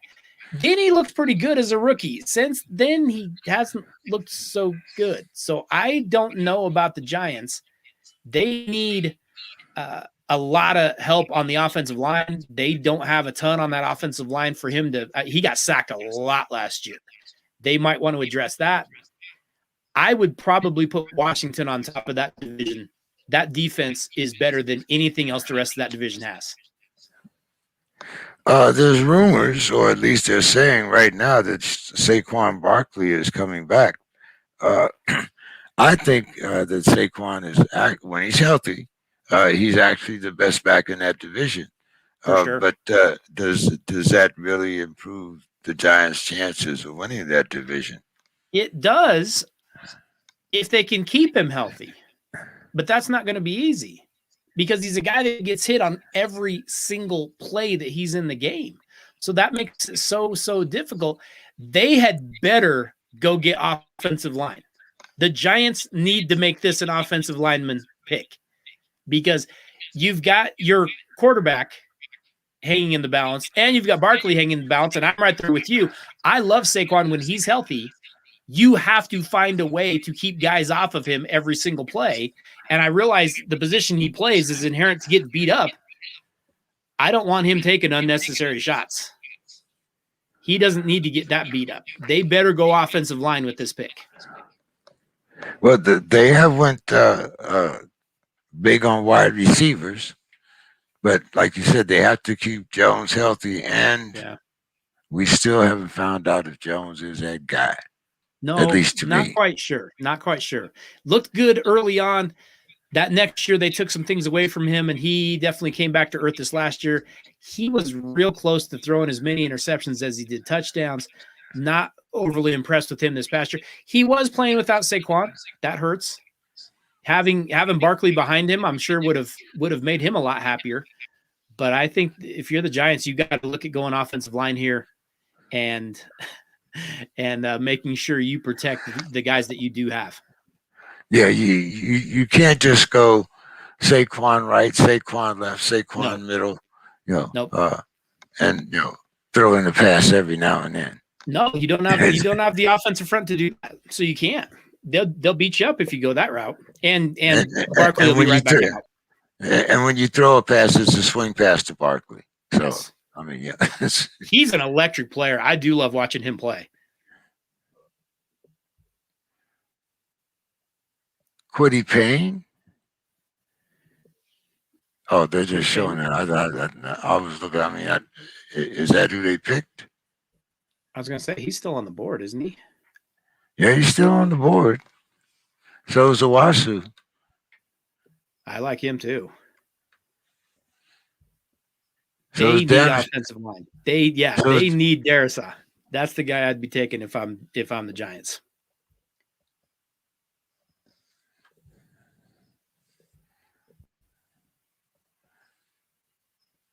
.6'5", 322, Darrisaw. He would definitely fit a need. Yes. They need to get better up front. And Dave Gettleman has always been a guy that is not afraid to make the unsexy pick. He'll pick linemen. I'll be a little surprised if the Giants don't go out and address the offensive line here.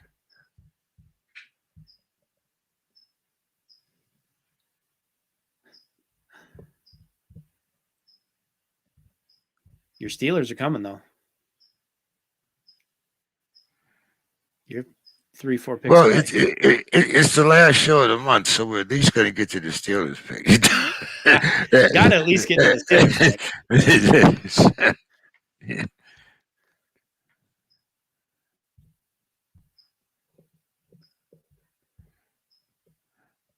So I'm hoping, like I said, that we can get in the entire first round. But let's see if we can find something interesting to talk about here in between picks. We got lots of things to talk about. Here's another thing that right. I've heard recently, and I want to know what you think about it. One of the questions that I asked today was, it seems that 49% of Americans, 64% of avid sports fans support moving the 2023 Super Bowl from Arizona if they start introducing the same type of voting bill that they have in Georgia. Now, 30% said that they were against it, and 21% had no opinion. What are your thoughts on that? I'm a little confused here's my initial thought. My initial thought is eventually they're going to run out of places to have sporting events because there's going to be something they're not going to like. But I'm a little confused by it because we saw that Major League Baseball pulled the All-Star game out of Atlanta. They moved it to Denver. Here's where I get confused, and here's where I'm hoping maybe you can help me understand. People don't realize Denver has stricter voting. Denver requires photo IDs to vote. They require signature verification for mail-in ballots, which Georgia doesn't have. Same thing with the food and water. You're not allowed to do that stuff. They go wide receiver? They went wide The receiver. Giants went wide receiver with Tony from Florida. They went Kadarius Toney. He's a really talented player. I don't know exactly what he is. He's one of those guys that Florida just gave him the ball in space and kind of let him do what he wants. Sometimes he lined up at running back, sometimes he lined up wide receiver. He's a dangerous player. If you get him the ball, he is a threat on every play to take it to the house.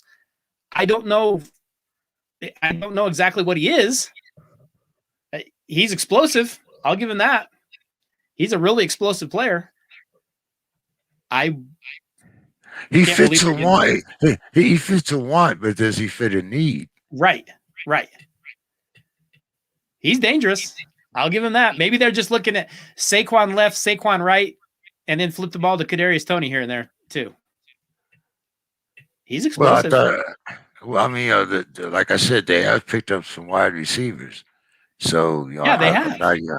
So I wasn't sure that was where that they would go. I was sure. Like you. I'm not sure I'm a fan of that pick. And I kind of like Toney. I think he's really exciting to watch. That's a kid that could be a home run, but you need offensive line. I don't know if that's the best pick for the Giants. No, he was one that I thought would go a little further down the board also. Same here. Are you surprised with the lack of offensive linemen that we're seeing going off the board? I really thought, I know you were talking about earlier, but now we're really getting down into what pick are we on here now? 21, maybe? Yeah. Colts are picking number 21. So we're 3 picks away from my Steelers, and right now there seems to be still some offensive linemen available. Yep. We still have Owasu on the board. Guy we talked about last week, Maury, is still on the board. Good safety. Like him a lot. I wouldn't mind him falling to my Steelers. Right now they have Owasu as the best available, but they have Maury as the best fit for the Colts. So let's see where they go here. Colts are an interesting team. I don't know exactly what to expect from the Colts. You got Carson Wentz is going to take over a really good team, but I don't know if Carson Wentz is really good. But getting back to your question, where you said you were stating that the voter restrictions in Colorado might even be more stricter than the ones in Georgia. Right. So to vote in Colorado, you've got to have the photo ID. You've got to have signature verification. The campaign workers can't give food, water, that kind of stuff. That's all the same here in Colorado. And they moved the MLB All-Star game here. I don't get it. Maybe there's something I'm missing that they see, but it felt to me like MLB wanted to do something to make a show more than they really cared about what they told us they cared about. That's my concern. But you probably understand this situation far more than I do.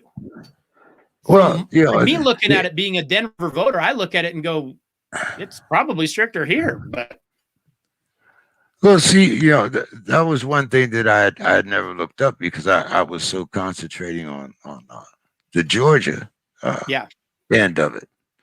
So there's actually a statute on the books in Denver where you can't give food or water to people that are standing in line to vote. Correct. If you are any sort of a campaign worker, if you're wearing any sort of campaign things, food or water is not a thing. They'll always keep that out. So that's the thing. But here's another interesting idea. From what I understand, both Major League Baseball, the NBA, and the NFL are all stationed in New York, and I believe the state of New York has stricter voting laws yet. They require photo IDs. They have way stricter time limits for when they can vote. So I know that these leagues are kind of trying to do. Here's my problem with it. Sometimes it feels to me like the leagues are doing political posturing more so than they're really doing something that matters. This is something that I've found that has been consistent throughout the years. Whether you go all the way back to probably you might not have even been born in 1968, but Right. even if you go back to 1968 with the Civil Rights Act, Right. when it was supposedly passed, there are a lot of things that where we still are posturing, but we're not making progress. That's my Uh, concern. the Voters Act is one, police reform is another. These are things that we've been calling for through the years, but we have become complacent because of our economic advancement. In other Right. words, everybody had a chicken in their pot. Everybody had a job. As I spoke of when I come out here in 2003, I had Sure. 3 jobs. You know, now it would be kind of hard for me to find one that was paying the same price. You could find a lesser paying job. Right. You know, but in 2003, I had a job that paid $15 an hour. Which I mean, that was a decent wage in 2003. Then right. In 2021, that's not so good out here in California. No, no, You no. know, That's so tough to live off out so there now. so things have changed, but like you said, there's been a lot of posturing, but there hasn't been a lot of progress. And when you talk about some of these states that people are talking about, like you said, like for instance New York. Now I know about Denver, California. You don't really need that. You don't have to have voter ID. Usually, if your signature matches what they have on record, then you're fine. Yeah. Uh, so we're a little less strict out here, which once again, is the reason why we have a recall out here for the governor because Right. so forth and so on. But the one thing to California, I was very surprised that they didn't move these things to California. But California is supposedly under until 2022. We're not supposed to really have large gatherings, Big even though they've gatherings. Yeah. set it So back. Yeah, well, and that's what I thought of when you had said about them moving it out of Arizona. My first thought was, oh, they'll just move to California. And then I'm thinking about that going, yeah, they can't do that either. So your hands yeah, are kind of tied. They're obviously not going to probably move to Texas or Florida. So yeah, it does make you wonder. And that's why when I say that at what point are some of these places going to run out of places to take their sporting events? I'm not even like I'm only half joking because yeah. where are you going to go? I mean, I guess you can hold the Super Bowl in, I don't know, Kennebunkport or something, but it seems like an odd fit with Well, I California mean, kind of off the books right now. well, this is talking about 2023, where California would be open, and Yeah. and you have to admit, I mean, when you look at it, that Raiders Stadium, brand new, looks pretty good over there in Las Oh, Vegas. looks amazing. Looks you know, incredible. yeah. Yeah, as much as it pains me to say that, yes, it looks absolutely incredible. And the Colts take pain. What do you think about that? The Colts are Super Bowl contender if Carson Wentz isn't broken. But that's a really good football team. They have a ton on that team. We just don't know if they have a quarterback. And I don't know if Carson Wentz is broken. He seemed broken to me in watching him. But you look at their offensive line, they pick up a pass rusher in Payne. That defense is not bad. They probably need a couple more skill positions to put around Wentz, but Wentz is going to drop back and have time to throw, and I don't think he's going to know what to do with it. We talked about Julio Jones. Yeah. What about T.J. Hilton? T.Y. Hilton, I'm sorry. T.Y. Hilton can still play a little bit too. But it's hard this last year because Phillip Rivers can't throw the ball over 10, 12 yards. So you've got to throw bubble screens to T.Y. Hilton if you want to get him the football. That doesn't make for a real explosive offense. Carson Wentz can throw the ball down the field, I think, if he's not completely shattered. I would think Hilton looks a little better this year, doesn't he? I think he has to. I think he has to is the part that I'm kind of concerned about. But they do pick up on defense, which is where they need it. Yes, for sure. So I'm not. I don't think it's a reach. I think it's a good fit. Good fit. I do too. And now we have the Titans on the clock at number 22. So we're 2 picks away from our Steelers. 2 picks away. Titans need to think about pass rushers. That is one of the worst pass rushing teams in the league this past year. They could not get any pressure on opposing passers whatsoever. I know there are needs out there. I know that they could probably look offensive line as well. The Titans really struggled to get any pressure whatsoever on passers. I would think they have to be thinking a little bit about a pass rusher here. Wasu's still available, inside linebacker.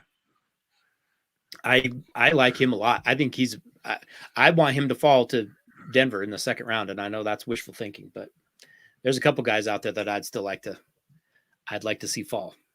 We actually right now the Steelers are actually looking pretty good with Owasu and Mulrig still available. These are both needs that we need: safety and Mulrig and safety and inside linebacker. Yeah, so yes. If either one of those fell to us, I wouldn't. I would not. I would have to think about it. We definitely need O-line, but we need defense also. When you consider, so if either one of those 2 players fell to us, I think we might have to consider. I would definitely consider Owasu. Oh yeah, he can play, and that's another guy that can fly all over the field and make plays everywhere. Not only can he tackle, I don't know that maybe inside tackling is his bet. He can cover. He's a pretty good coverage linebacker too. Yeah, he is. Who was the linebacker that came out of there a couple years ago that tore his knee up so bad? He reminds me a little of him. Yeah, Wasu can play. I like that pick. If he falls to you once again, the Steelers will get a steal if he lasts that long. Well, we're at 22, so 22. We'll see. And that pick's got to be almost in, I would think. Looks like 56 seconds. Yeah, it looks like they're right there. They took it right down to the last minute. Of course. Just in case. James, did you say that you're a chef? Is that what I heard you say? Yes. Is that what you do? That's your thing. You're a chef. Yeah, that's my stick. Really? Yeah. Still do it now? Not on a commercial basis. Right. But I retired a few years ago, 68. But it was something that where I was able to be independent but still be creative. Yeah. So for sure. It's and you don't have to, even though your schedule is really non-existent because you work until you're finished, but you have a certain it's a certain amount of satisfaction when you can serve 200 or 300 people and have smiles on their faces. Wow. And, the last I believe you might have the chain in Denver, but the last chain that I worked for was actually a chain called Buca de Beppo. Oh yeah. They that was the last chain that I actually worked for, and then I retired. I retired from Vons, which is actually the Kroger Company, Ralph's, Vons, Albertsons. Yep. Yeah. So I retired as a deli clerk from there. Okay. Which was also, you get to talk to people every day and, change. Like I said, you get a lot of creativity and that. So Sure. it was something that I could do where I didn't have to feel restricted. Right. Right. And everybody likes to eat. So it's Yeah. so I do all it the was, cooking in my house. yeah. Well, see. So did the Titans pick us in? Who did the Pick is Titans in. pick?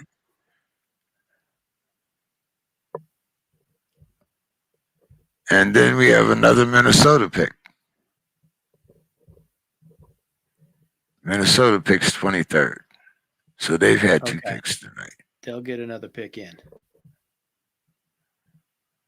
Where is this Tennessee pick?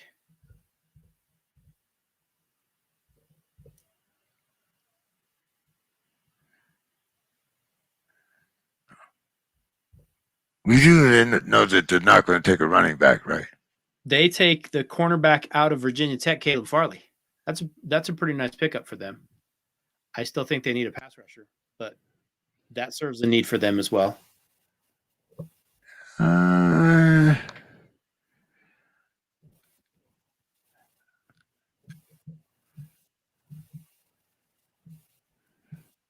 I'm not really back surgery, March 23rd. Could be a reach here. Back surgery, you never have. You never can tell how that's going to affect a player. No, that's true. Especially when it's going to spend half his time running backwards. Right.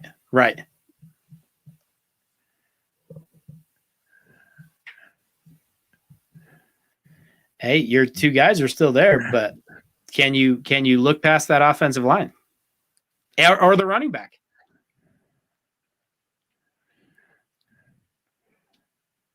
Your top three running backs are still. We have not had a running back selected yet. No, we have not. And there's still a lot of good offensive linemen left out there on that board. Yeah, there are. Vikings might take one of them here. We'll see. Well, we still got Micaiah, so we might not go so much for the safety. But that inside linebacker does intrigue me. It's tempting. He's a nice player. But how worried are you about that offensive line? I'm more worried about Big Ben, to tell you the truth. Yeah. I mean, he takes a beating. Right. And does just like when I was talking about the Cowboys, is this something that the Pittsburgh linemen have grown to expect? And I missed that. Well, Ben will shrug it off. He'll clean it up for me. Yeah. But are most of those players still around? Remember, Pouncey's gone. Yes, he is. So not only you're talking about I have not seen a center go off the board, which we don't usually see centers go off in the first round. Right. But Pouncey was one. Well, and Pouncey was a guy that brought a level of meanness to that team too that you desperately want. Right. Now and as you say, is that player still around? I don't know. It seems like they're getting fewer. Starting to become extinct.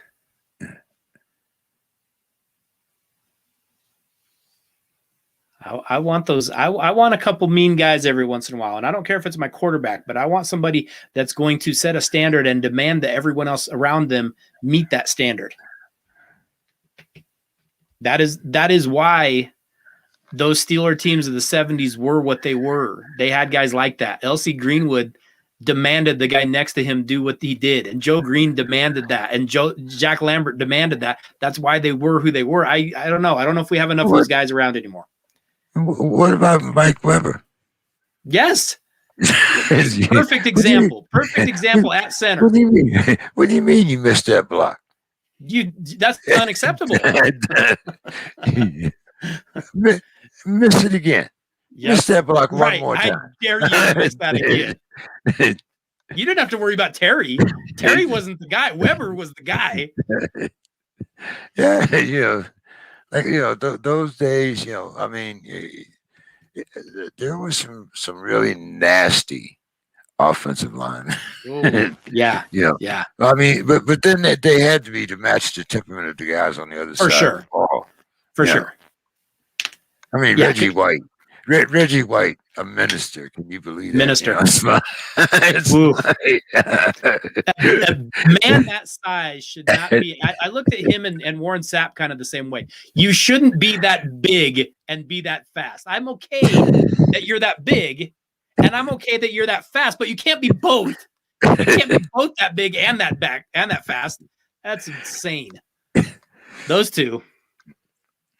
Yeah, yeah. Big giant guys. Moved like linebackers too. Well, once again, it's only the two of us, and we're still right on time. So, That's how we roll.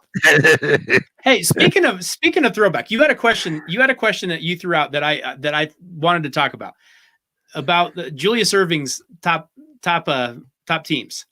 Oh yeah, okay, all right. That was, I know we're talking football. The Vikings figure. The That's a Vikings great figures question. in. The Vikings figures in. So let's wait after the Vikings pick, and All right. and then we'll talk about that. Yeah, because that's a great question.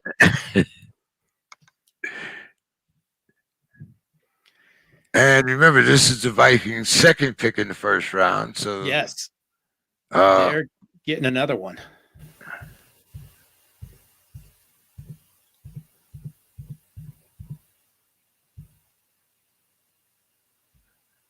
And who did they get? Vikings get Darrisaw out of Virginia Tech, so they go pick up the offensive lineman. That's a good pick for them because we thought he might be gone earlier. Well, not only that, but that was their second pick. Yes.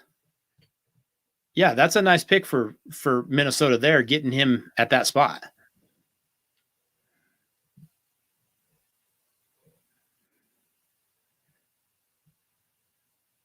Okay, so while we're waiting for, well, let's see. Your Steelers are up, aren't they? Yeah, my Steelers are up next.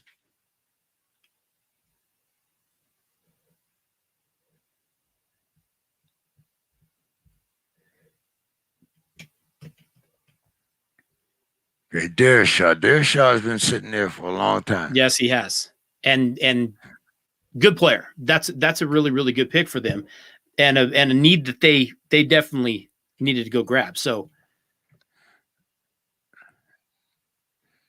okay, now we still have a Wasu on. You've got a number of players to pick from with that pick.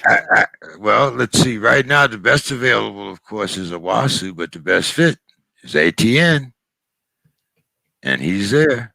He is there. Do you take the first running back off the board? The Buffalo Bills are hoping you don't. But is there an offensive lineman that's really, really value right now? Well, let's see. We do get in most the second of those top round, guys are now gone. In the second round, we picked 23rd. So we're not. We picked first. We picked 24th. Second, we picked 23rd. So okay. So there is a chance that we could get an offensive gem. Yes. Especially from the way things look, because most of those offensive linemen that we thought were going off the board are still there. Right. I wouldn't have minded if Darrisaw had fell to us. No, that would have been that would have been worth it there. But inside linebacker Wasu is not bad.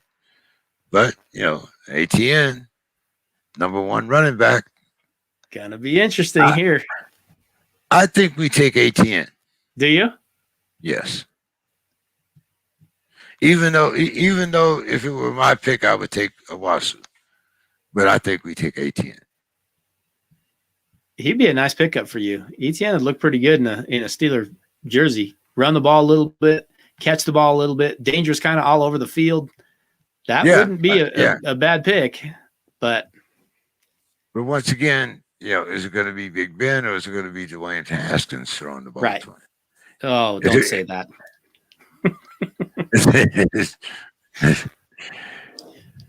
You better hope it's Big Ben. I don't know. I like Haskins. I think in this system, I think he could thrive. He has two good wide receivers that he can already throw to. I like Claypool.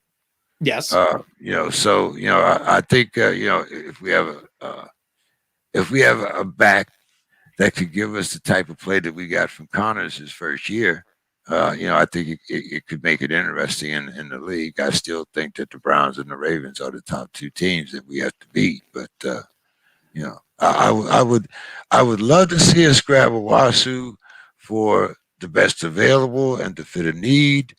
But I do think that we'll take the running back because our running game suffered so much last year. Well, and you talk about Haskins. There's a prime example of a guy that probably went to a team that was the worst possible fit for him. Not a lot of talent around him. Najee Harris. Hey, we did take you got a bruiser. You got the bruiser. You didn't get Etienne. No, 6'1", 232. 232, right. And is going to run between the tackles and knock people down for you. Yeah, he might not break off the big long runs, but he's gonna move the chains. I'm not mad at this pick. I wouldn't be mad at that pick either. I'm not mad at this pick. I thought I might have went for ATN might have been my first choice as a running back if we had to take one, but I'm not. I'll put it like this: I'm not surprised, nor am I mad. That pick is a Steeler pick. Shades of Franco Harris. He's gonna run inside for sure. Franco Harris, Jerome Bettis. Bettis. Let's compare him to Bettis. Franco was a little more shifty and could break off those long ones. This kid's more of a bowling ball. He's gonna bust you up the middle and he's gonna put a hurt on the opposing team. No, that's a nice pick. I kind of like that pick for the Steelers. Gonna still need offensive line at some point, but you got a guy that can move the chains a little bit. That's not all bad. Okay. We got the Jaguars back on the clock. Jags get back on the clock. We didn't talk about it, but Tim Tebow's gonna play some tight end for the Jags. I'd rather talk about Dr. J. I'm good with talking Dr. J. The Tebow thing, by the way, is not surprising to me. That's his own college coach, so that doesn't surprise me at all. But let's talk about Dr. J, because you had a really good question about Doc making his all-time great teams. Yeah. Now, when Doc picked his all-time great teams, there were two names that were left off the list. Actually, one was left completely off the list, right? And the other one didn't even make the first team. That's Michael Jeffrey Jordan, correct? As Bill would say. Yes. Okay. So he made the second team, but LeBron didn't even make the cut. Nope. So, do you think that Doc's teams are based on performance, where most teams today that include LeBron and Jordan are actually based on player popularity? Well, that's a great point that you bring up about it being based on performance or popularity. If you look at Doc's teams, his teams can perform. The guys that he put on his list can play. Will Chamberlain can play. You think? Elgin Baylor can play. That's the guy I was happy to see. I was happy to see Elgin on the team because nobody remembers Elgin Baylor, and I know he's before my time, but I'm a guy that's going to go back and study that stuff. Elgin Baylor always gets forgotten about by everyone else. They go, "Oh, I don't know what he did." No, Elgin Baylor could play. Elgin Baylor belongs on some of those lists. Elgin Baylor should be in the conversations that we have when we throw out all these names. We throw out Jordan and LeBron and Magic and Kareem has to be in the conversation. Elgin Baylor never gets talked about. Doc doesn't get talked about anymore. When we were younger, Doc got talked about. He was the guy. Now he's gotten forgotten. I kind of like Doc's list. I'm going to be honest with you. I'm not saying I fully agree with it, but I understand. Because his list made a lot of sense. And he did go on performance, not on popularity. He didn't go on, well, here's the guys. But, James, this is the same thing. You and I had talked about it on the show tonight. Our generation did this. Well, my generation did this. Well, our generation. If you don't think your generation was the greatest generation, then you're not human. We all think our generation is the greatest generation, right? Hey, man, I dare anybody to go down through the middle of when the bad boys were playing. Exactly. Okay. Exactly. And that was the first basketball championship shirt that I ever bought. The Bad Boy Pistons. From the Bad Boy Pistons. Sure. See, and what we kind of forget is that I know that Doc said, "Well, I'm not picking LeBron because he brought in the super teams," and I get what he's saying. I understand what he's saying. LeBron definitely kind of did that. He brought guys in. He maneuvered and tried to pull people to come play with him. So I understand Doc's thinking in that. But let's not pretend Doc didn't play on a super team. That team in Philly was a super team. Yeah, but Wilt didn't try to get John Havlicek or correct one of the or go and get one of the brothers from yes. The Celtics, MJ did not join the Pistons. Right. Right. Yes. So I totally agree. Now, when Doc was playing on that 83 team with Maurice Cheeks and Moses Malone and the Fo team, make no mistake, that was a super team, but Doc didn't orchestrate that super team. So I understand what he's saying. By the way, best player that everyone forgets about was Andrew Toney. Make no mistake about that. Andrew Toney was a bad man. That was my guy. When I was a little kid, that was the guy I watched. Anytime he stepped on the court, you knew what's going to happen. There's no doubt. He was going to knock down points for sure. No, that's a great question that you brought up. I understand why Doc did what he did. I'm not going to bash Doc. No, you picked your guys from your generation. More power to you, Julius Erving. I would do the same thing if I were you. He wants to push back on Mike a little bit. He wants to push back on LeBron a little bit because he is saying, hey, don't forget about us. We're the ones who started this stuff. Without us, there is no Michael. There is no LeBron. So I'm with Doc when he did that. I kind of like what he said. I definitely agree. That's why I brought the question. I know a lot of people would think about that, generational, because, as you said, yes. I mean, you talk to a kid now, probably under the age of 30, and who's Elgin Baylor? Elgin right. Who? Right. Yeah. Oh, that must be Elgin. That's the name of a watch, right? Well, that's old. See, so they might that might be too remember old. that. Well, the same thing. They're going to say when it comes to the NFL, they're going to say the Steelers have only had Ben Roethlisberger. What are you talking about? They haven't had another quarterback. Oh, okay. Yeah. You're right. They don't know. They don't know anything happened. And they only know Mike Tomlin. Right. They have no idea who Chuck Noll is. They don't have any idea who that man is and if he exists. And another guy, I might add, who kind of gets forgotten for the case of the all-time greatest coaches, we kind of sleep a little bit on Chuck Noll, don't we? Like we throw Belichick out there. We throw Bill Walsh out there. We throw, I don't know, Parcells, maybe. Chuck Noll's right there. Right there. He's got to be in the conversation. So yeah, I love that Doc pushed back, and now I'm hearing on the media, and they're kind of blasting Julius Erving for saying that. How could he leave those guys? I love it. You pick your guys. I thought it was a good team that he picked, and like I said, he picked the team, based on performance, not popularity. Correct. Because he could easily put Mike on the first team and LeBron on the second, and Yes. The Jaguars get ETN. The Jaguars take another running back. So now we have had back-to-back running backs taken. So now, what do you think about they got Trevor Lawrence in one. They got their quarterback, and I'm thinking that they got their running back here also.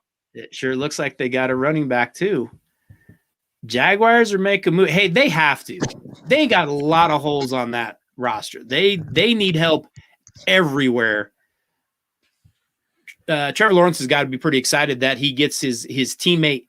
He gets his Clemson guy. They get to go to the Jacksonville backfield together. They probably need a number of other players, but the Jags get a couple good ones there. ETN and Lawrence should be pretty nice fit down in Jacksonville. Yeah, as well as Cincinnati gets a good fit. Their quarterback gets his wide receiver. Gets his wide receiver that he had a lot of success throwing to. Yeah, we're seeing that quite a bit this year. It's been a wild draft. We've seen some good, interesting stuff tonight. It's going to be some fun teams this next year. Now, is this the Clowns on the clock? I mean, the Browns? Yes, it is. Okay. Well, we went this long. Let's see. Let's see what the Brownies do. We'll make it to what, 25 picks in? That's pretty good. Well, hopefully we'll try to get to 32 before they kick us off. Like I said, this is the last program of the month, so I'll see how much time we got left on the clock here. Keeping an eye on the clock there. No, it runs when it runs. I pay till it runs out, so might as well use it, right? Right. Browns got a couple people they could go with here. Do they try to find a replacement for OBJ? Well, Elijah Moore is a slot guy, so he's not exactly OBJ, but he would give you a ton of speed, and he would take the lid off of the defense because he is a fast guy. Elijah Moore out of Ole Miss might be a guy that they would at least think about here. Owusu is still out there, another guy that they could use for sure, inside linebacker. Brown's got a couple different directions they could go with this pick. Morig is still out there. There's a lot of yeah. They're in. Let's see. Pick is in for the Browns. And is the Saints that are next? No, the Packers. What are we at? 25? Are we at 26? We are at 26. 26. I think the Ravens are next. I think Baltimore's up next. Aren't they 27? So we have. I think Saints are 28.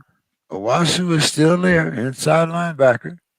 And we have, like you said, Moore, number one weighted wide receiver. Another little guy, 5'10", 178. Yes. So that probably puts me right around 168, maybe 170. Right. He's going to be a speed guy, that's for sure.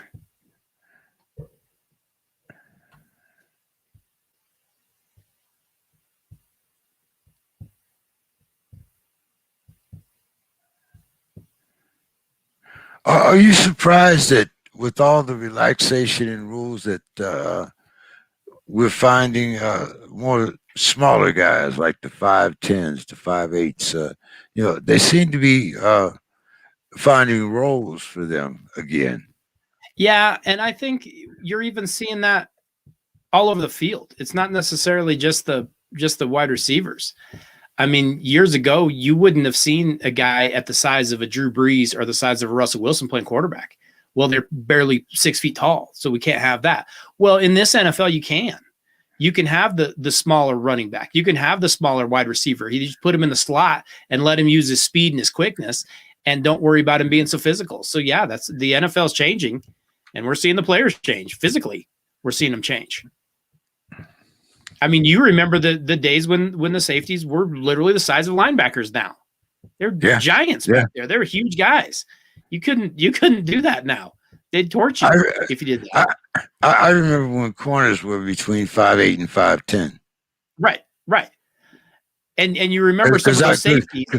Because I was right there. I was like 5, on the program, I was 5'10" and a half. Actually, I was probably about 5'9", but, Sure. Well, and we used to always laugh in basketball because football players, weight-wise, they'd always lie down. Basketball players, height-wise, they'd always lie up. You're 5'10", yeah, you're 6'2".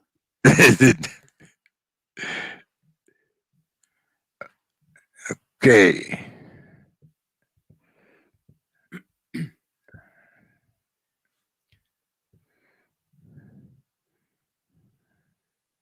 All right, Browns, what you got here? You see the Browns much more than I do. You believe it all? You believe it all in Baker Mayfield? No, but I believe in the pieces around him.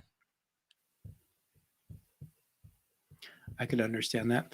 Greg Newsome, cornerback, Northwestern. Is this another reach? Maybe. I mean, I know they need a corner, but it's an interesting move. Well, they definitely didn't need a running back. I mean, they had the best running back tandem in the league as far as that's concerned, at least I think. So, I mean, but I would have thought about, like I said, maybe a successor to OBJ, maybe, like you said, a slot guy, put him in the slot. And they have a good young linebacking core. Yeah. But I am surprised that Owasu's fell this far. I'm surprised he's still there. He must, right now, he must be feeling like Mac Jones. A little bit. At least he's not in the green room sitting there by himself, though. No. Well, that would have been a flag in the NFL. Right. So,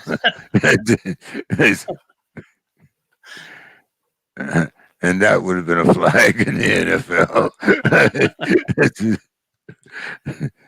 Those Ravens, they're kind of sneaky in this draft, too. Steelers and Ravens are two teams that always seem to come.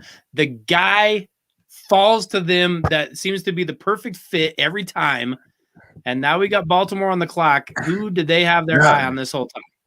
Now, Baltimore could also take a running back or a wide receiver. Or they could go offensive line. Yeah, there's a few different ways they could go. Anytime it's Pittsburgh or Baltimore, though, I'm always looking at it going, okay, what did they see that everyone else missed? Because both of them draft very, very well for the most part.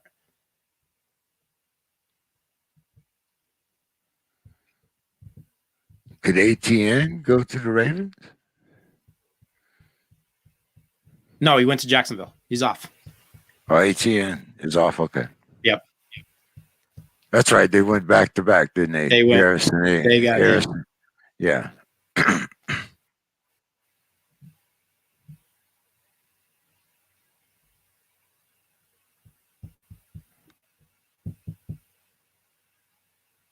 Wondering if Baltimore goes receiver here.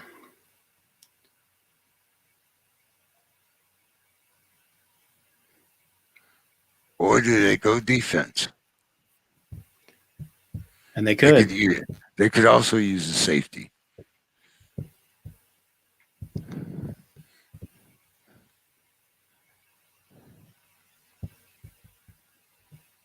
But I'm thinking, well, the pick is in. The pick is in. They didn't take their whole time allocation, did they? They knew who they wanted. Or there was somebody left on the board. We'll see.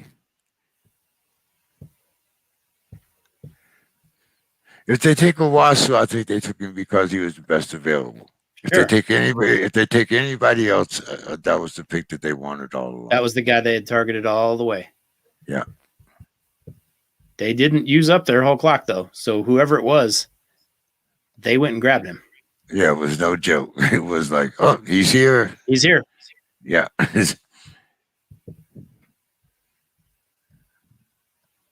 Who do they get?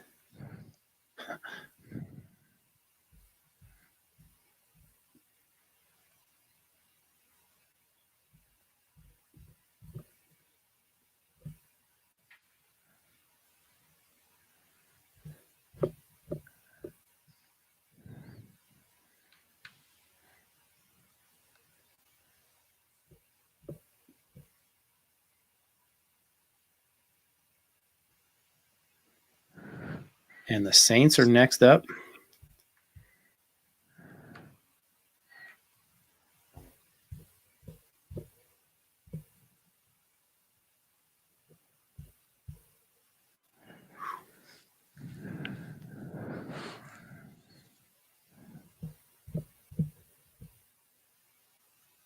After this pick, I want to talk about your Nuggets there, man. How impressed are you with? How impressed are you with how they're doing? Even though their second stars went down, they're still maintaining their hold. Yeah, they are. They're kind of hanging in there. I mean, we know where it's leading, but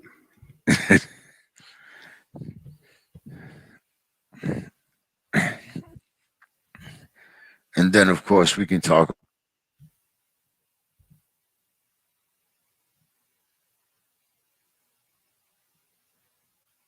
Wait, you're muted.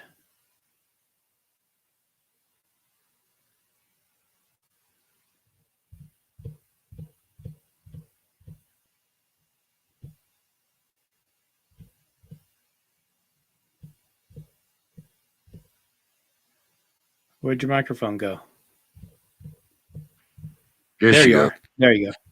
Okay.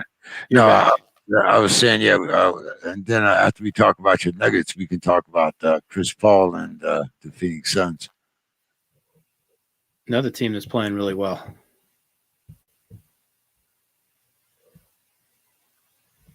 Who did they get? They say the pick is in. They haven't said who. 10 minutes ago. Elijah Moore. They get the wide receiver. They took Elijah Moore. He's a fast guy, not a big guy, but he's dangerous.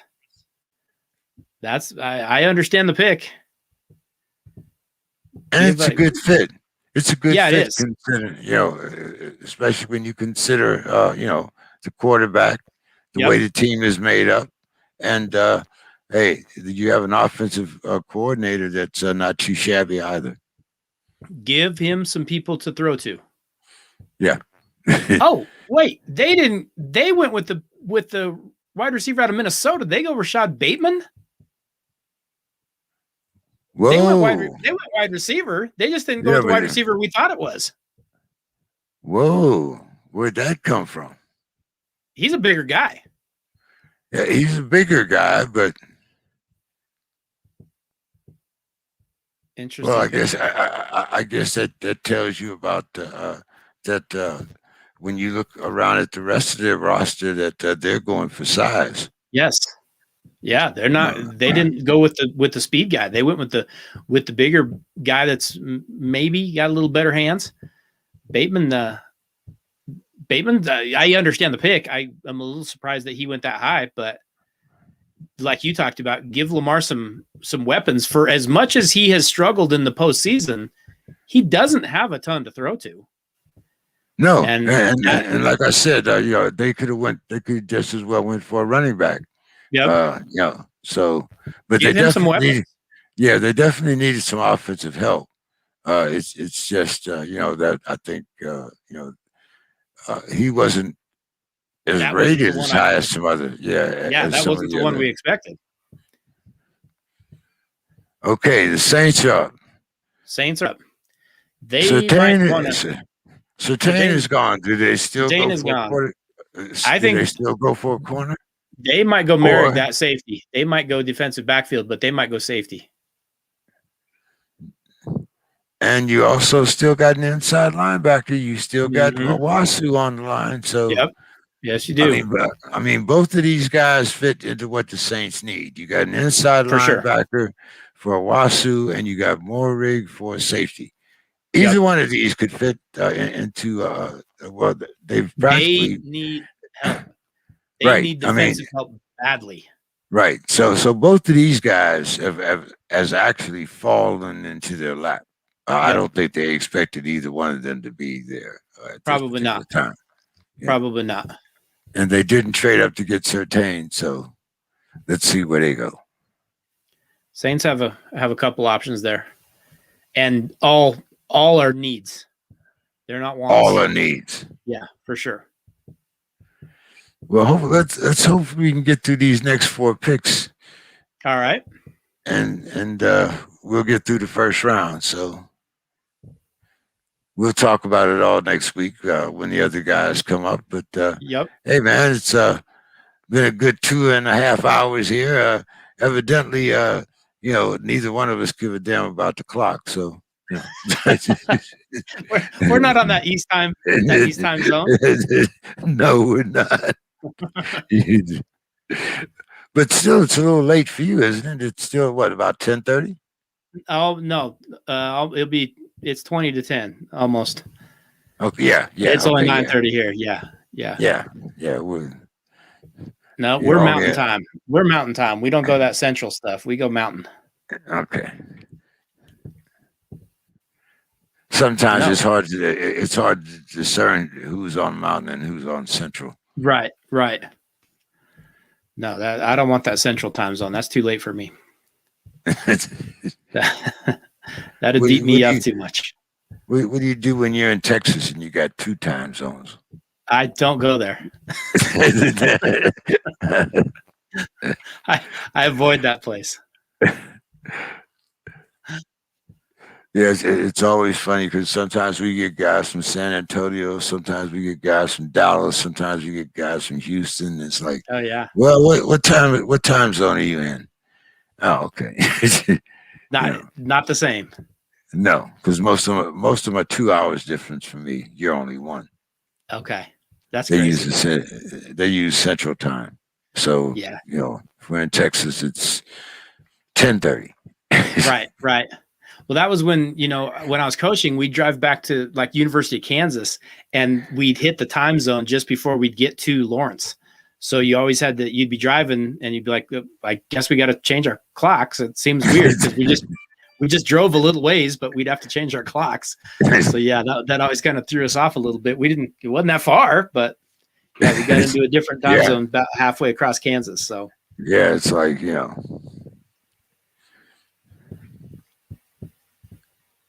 But we would always drive out to California.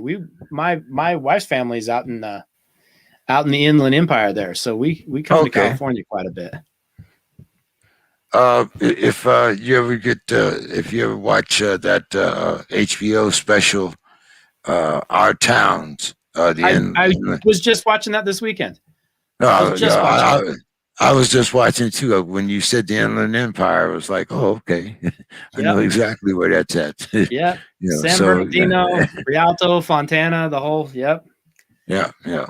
So if anybody is not familiar with that area, you can catch it on Our Towns, the HBO documentary. That was interesting. I hadn't seen that before. That was interesting. I just watched that this last weekend, but it was kind of cool. Because I do a political broadcast, I occasionally get watch some of those different points of view, educate me about different parts of the country that I might necessarily not get to or not want to go to, and especially now with the COVID and that, sure. I'm kind of limited by as far as I can drive. I'm still not ready to get in an airport yet. And it's not the plane because 10,000 feet. I know it's recirculated and all that. But right. Do I want to spend 2 hours or whatever however long my flight is laid over in Timbuktu or whatever? Yeah. I've flown. I think I've flown twice now, and it's weird. It's weird for sure. When everything hit, we were down in Mexico. When everything shut down, the world shut down, we were in Mexico. We weren't even Where home. were you at? Cabo? No, we were in Puerto Vallarta. Oh, okay. We're down in PV, and we're like, wait, everybody's doing what now? Because we're down. It's a party. Like everybody's partying. Everybody's at the beach. Everybody's at the club. What are you talking about? Everything's shutting down. Like, no, the world is shutting down. We're like, it ain't shut down here. Peyton Turner, defensive end, 6'5", 289, good size. That's a need. They need more pass rushers. They need more defense in general. They need everything on the defensive side of the ball. So, yeah, I understand that pick.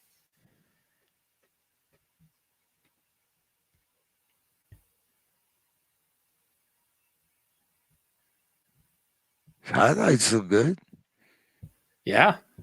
You might get a penalty for going to the head on that. Probably gonna get called for that.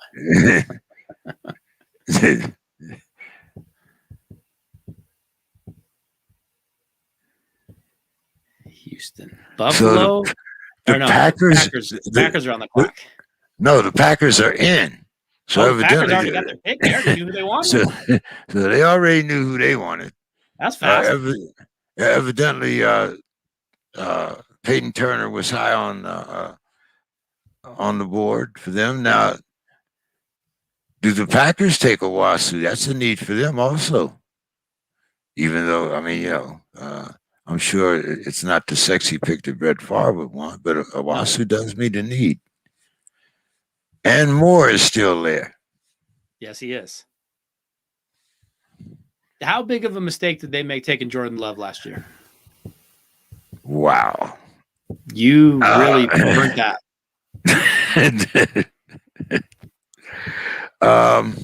Feels bad. But I think it had the effect that they wanted, in the sense that it did. I think that was one of Brett Favre's best years ever. Rodgers, yeah. So I think he played out of his mind. He was really good. Yeah, so I think in that respect, it may have worked, but as far as the pick itself, pretty soon we'll probably see him on the draft, somebody's trade board. Right. You would think. All right, who'd the Packers get? Say the picks. And we are at pick 29, so we only had 3 more picks. 3 to go.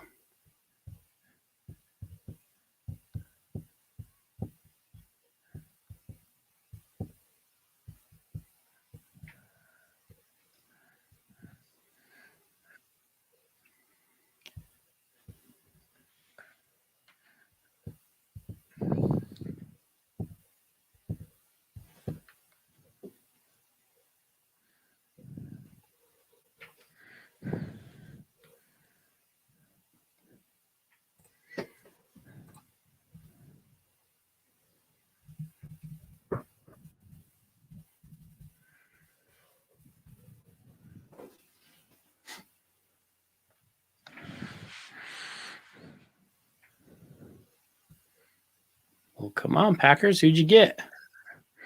Yeah, especially when you didn't take any time to pick them. It wasn't like they jumped on that. Whoever it was, they jumped on it.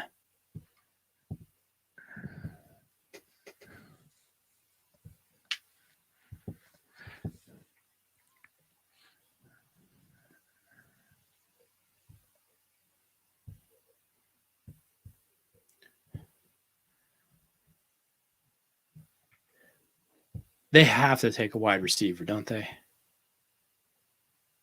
If you have any hope of getting Aaron Rodgers happy again, you got to take a wide receiver. Yeah, because I don't really think he needs an offensive line. No, his line's not bad. He might need some help on the defensive end. Yeah. Yep. But so that they have to either go defensive wide receiver. I mean, can you see him going? Yeah, I'd go somewhere on the defensive backfield, whether it be linebacker or secondary. But I would go, somewhere there, or else you just get some new toy for Rodgers to play with and try to keep him happy.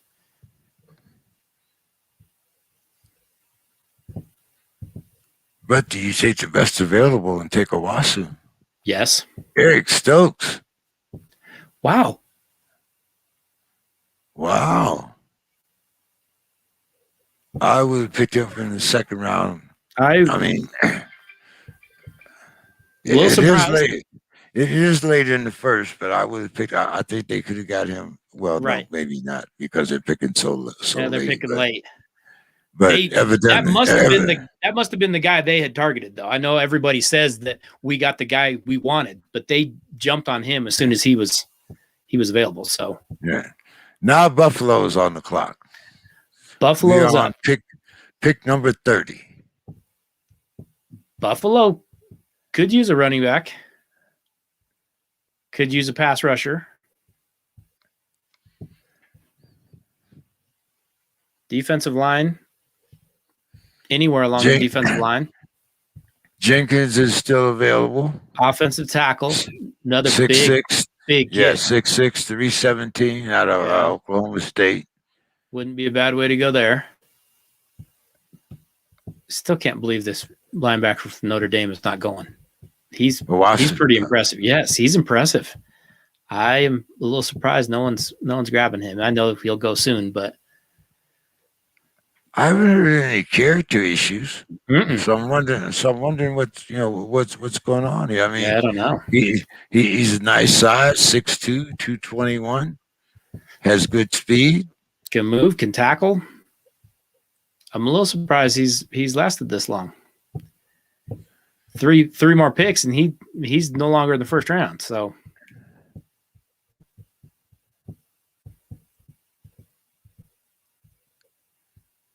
oh, that's right. Baltimore has that next pick too, don't they? Yep.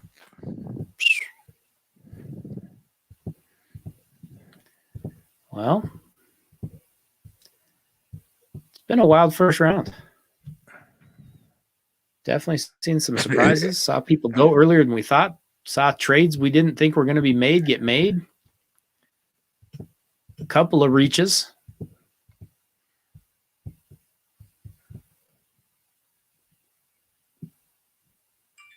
Well, as always, though, the Cowboys make the most surprising move in the draft. Yeah, they do. And the difference was this year, it seems like it might actually be a smart move instead of the normal bizarre move. Okay, the last first round pick, Travarius White, Josh Allen, Freeman, okay. Oliver. Oh, yeah. Trade for Stephon Diggs.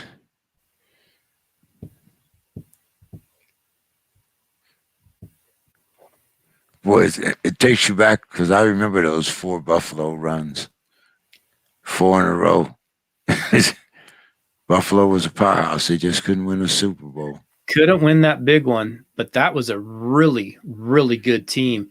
And Marv Levy probably never gets the credit he really deserves putting that together and using a system that was way ahead of its time. He was running that spread, hurry up stuff that people run now. He was running that 30 years ago. Yeah. With his K-gun offense and Thurman Thomas. And no, that was an amazing run that they went on. They just could never get that big one. Yeah. And yet I still wonder if Thurman Thomas doesn't lose his doggone helmet against Washington, would they have gotten that win? Hey, it takes you back to that poem, right? For lack of a nail, the horse. It's like you don't know.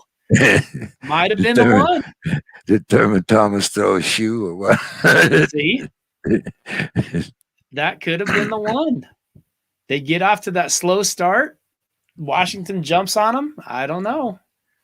Okay, Brady has AB back for 1 year. We've seen a lot of these 1-year deals. Yep. They've gotten all of their core back. So, with the 32nd pick of the draft of the first round, what does Tampa Bay need? That's a good question. Yeah. Tampa's kind of stacked. I mean, it's not anything that's going to last for a long time, but they've got talent all over the board.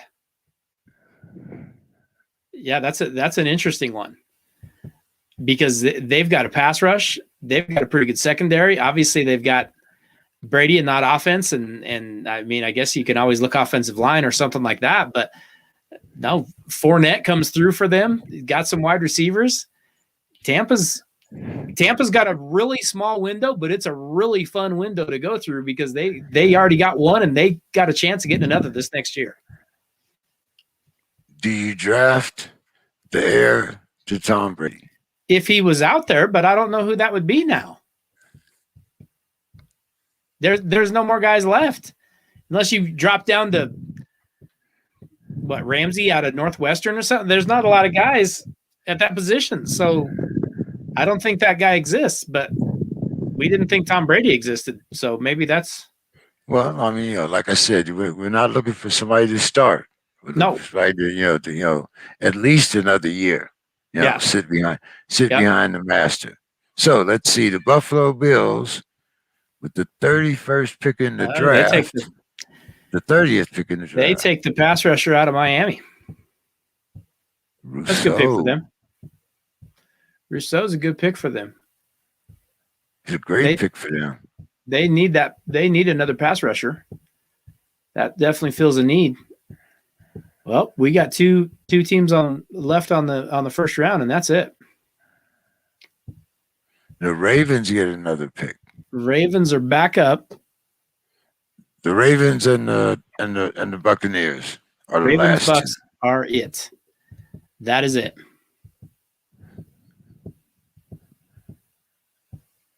You talked about the NBA earlier, but I told you last week, we know where my Nuggets are headed. They're headed toward disappointment and failure. That's how we do things. Well, let's talk about a team going in the opposite direction, even though they're a young team. And, I mean, let's face it, they're not going to win the West this year, but they did make the playoffs for the first time in 13 years, something like that. Is this the Chris Paul effect that we see in Phoenix? He definitely helps. There's a lot of young talent there. Yes, there is. And we've seen Chris Paul, even when he was in OKC. Yeah. We've seen that he knows how to manage young guys. So what are you thinking? Well, he makes them play defense. He helps take pressure off of Booker, who is such a good shooter and is such a good scorer that as soon as he walks in the gym, you better start covering him. But what's crazy is that as good as Phoenix has been playing, they can't make up any ground. And they still haven't caught Utah. I keep thinking, well, Phoenix is going to get that top seed. They can't quite catch Utah, and they're playing so well. I think they've won 7 of their last 10 or something. Phoenix is playing lights out.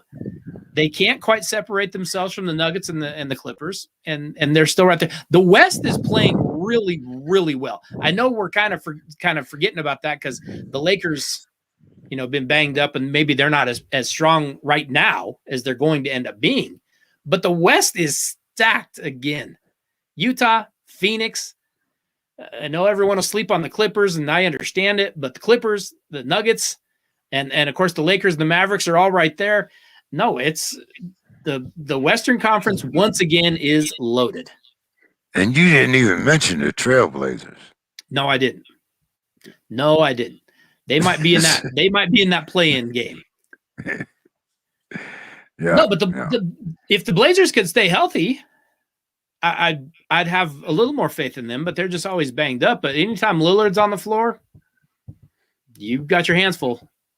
If you can get your big man healthy, yep, and get Lillard and McCollum back in playing shape, yes. Hey. And I know Memphis isn't probably a threat to do anything, but Ja Morant is one of the funnest kids to watch in the NBA today. I love watching that kid. He just explodes to the basket. Okay, so they got Rousseau. Oh no, that's the Bills, right? Yes. 33rd. They get Bills take Rousseau Rousseau. defensively. Yeah. So they got a pass rusher, and what did they pick up the first in there? A wide receiver, wasn't it? The Bills, No, the Ravens. the Ravens. Baltimore picked up. They picked up the wide receiver, the bigger wide receiver. Right. They take Bateman, and now they go again. Do you get another weapon for Lamar? Or do you get protection for Lamar? Yeah, I'd be thinking about And protection. and at 31, we're still talking about Owasu. Yes, I know their inside backers are pretty good, but again, best available. Best available, second pick, first round. Yeah, You know, and it's not a reach. It would be different if he was a reach, but he's not a reach. This kid is this kid is number one at his position right now. Like I said, I mean, he's got good size, 6'2", 231. Yep. Hey, we'll see though. We're still here, and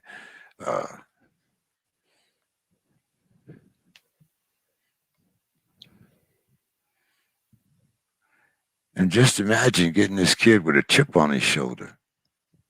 Oh, I know. Now he's hungry too.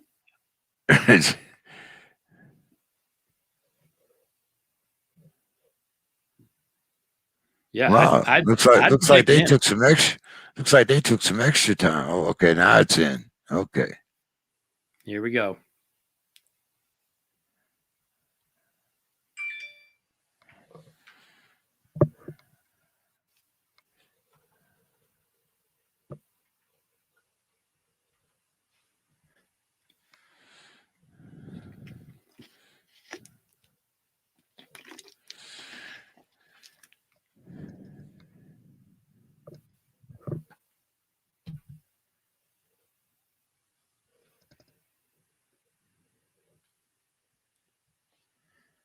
All right, Baltimore. Who'd you get?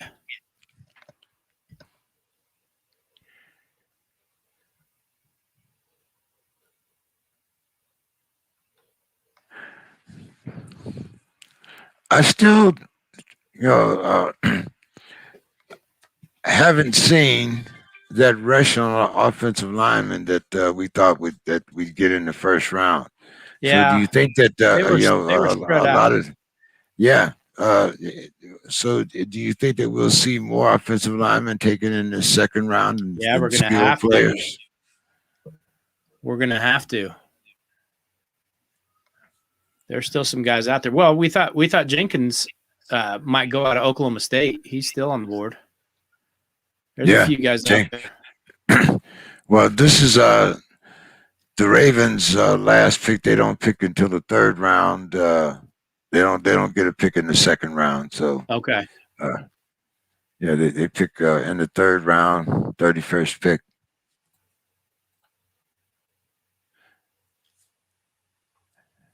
All right. Where's our pick here?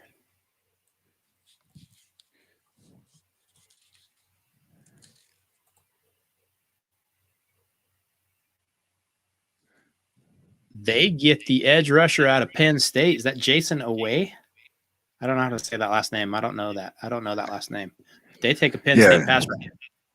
Yeah, we need Bill Lynn to pronounce this guy's name. Right. He'll help us out. Yeah, I think we talked about him last week. Remember, I think Bill was the only one that knew that. Yeah, but the next to last pick in the first round, go with the pass rusher. The Ravens. Okay, so they made a trade. The Chiefs get Orlando Brown, and the Ravens got the first pick. That was where they got, because that should have been KC's pick there. Right. Okay. And now the Bucks are up to finish out the round. And I don't have a clue where they're going.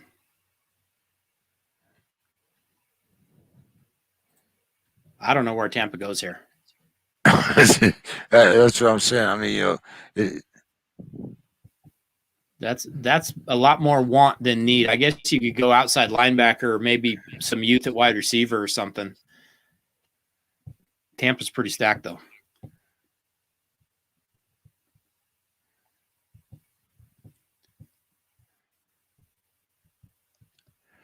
and I would imagine that. Away. Jason Away. Okay.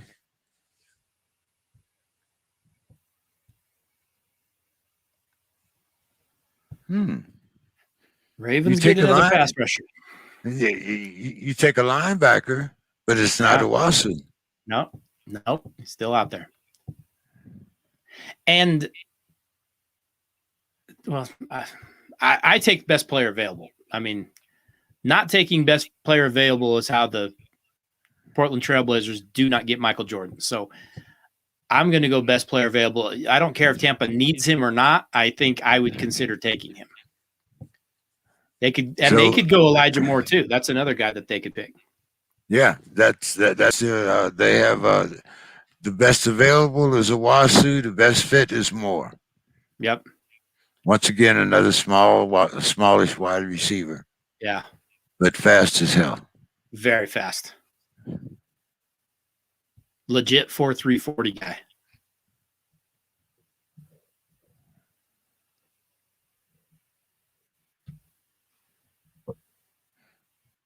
You know, it just goes like you were saying, a legit 4.3 guy.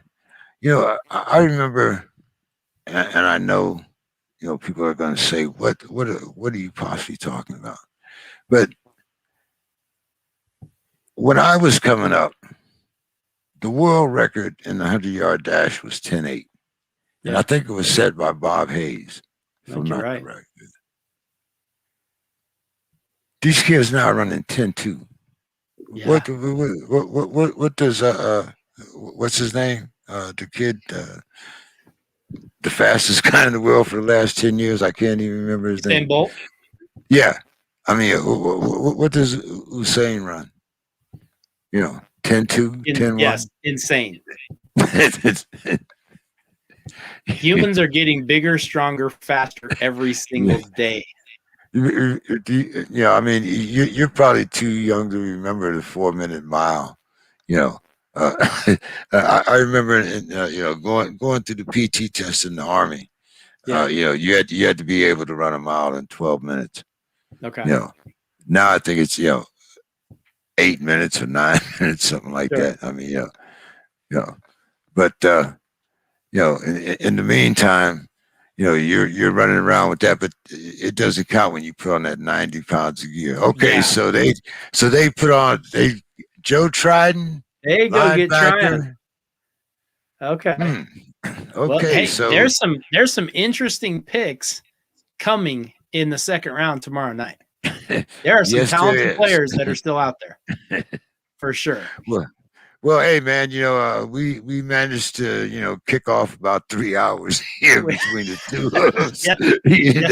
We knocked out 3. So I think that's a record, Nice, but as I said, be a part of a record performance there. Yeah, it's the longest performance on the Sport Crib by 2 guys. The only 2-hour time program on the internet that goes 3 hours. Right? That goes 3 hours. Okay, right on time. We're right on time. All right, man. Well, hey, I hope you enjoyed yourself tonight, man. I did. It was great hanging out with you. Thanks for having me on. And we knocked out the first round.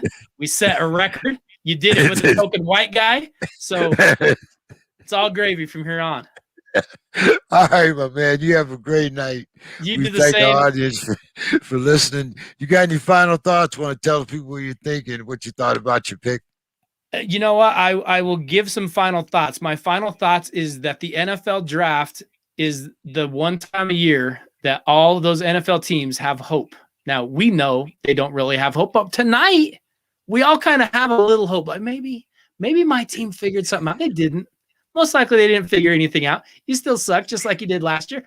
But tonight, the NFL draft, we all hope that maybe our team is going to get things right this next year, and they probably didn't. But that's what the NFL draft does. That's why we love it, because it gives us hope. Hey, I'm with you. I love my pick of Najee Harris. Yes. We need a running back. I'm looking forward to see what we can do in round 2. Yep. And hey, everyone that stuck with us, you have a great weekend, and we look forward to talking to you next week right here on the Sports Crib. Have a good night, Clint. You do the same. Thank you.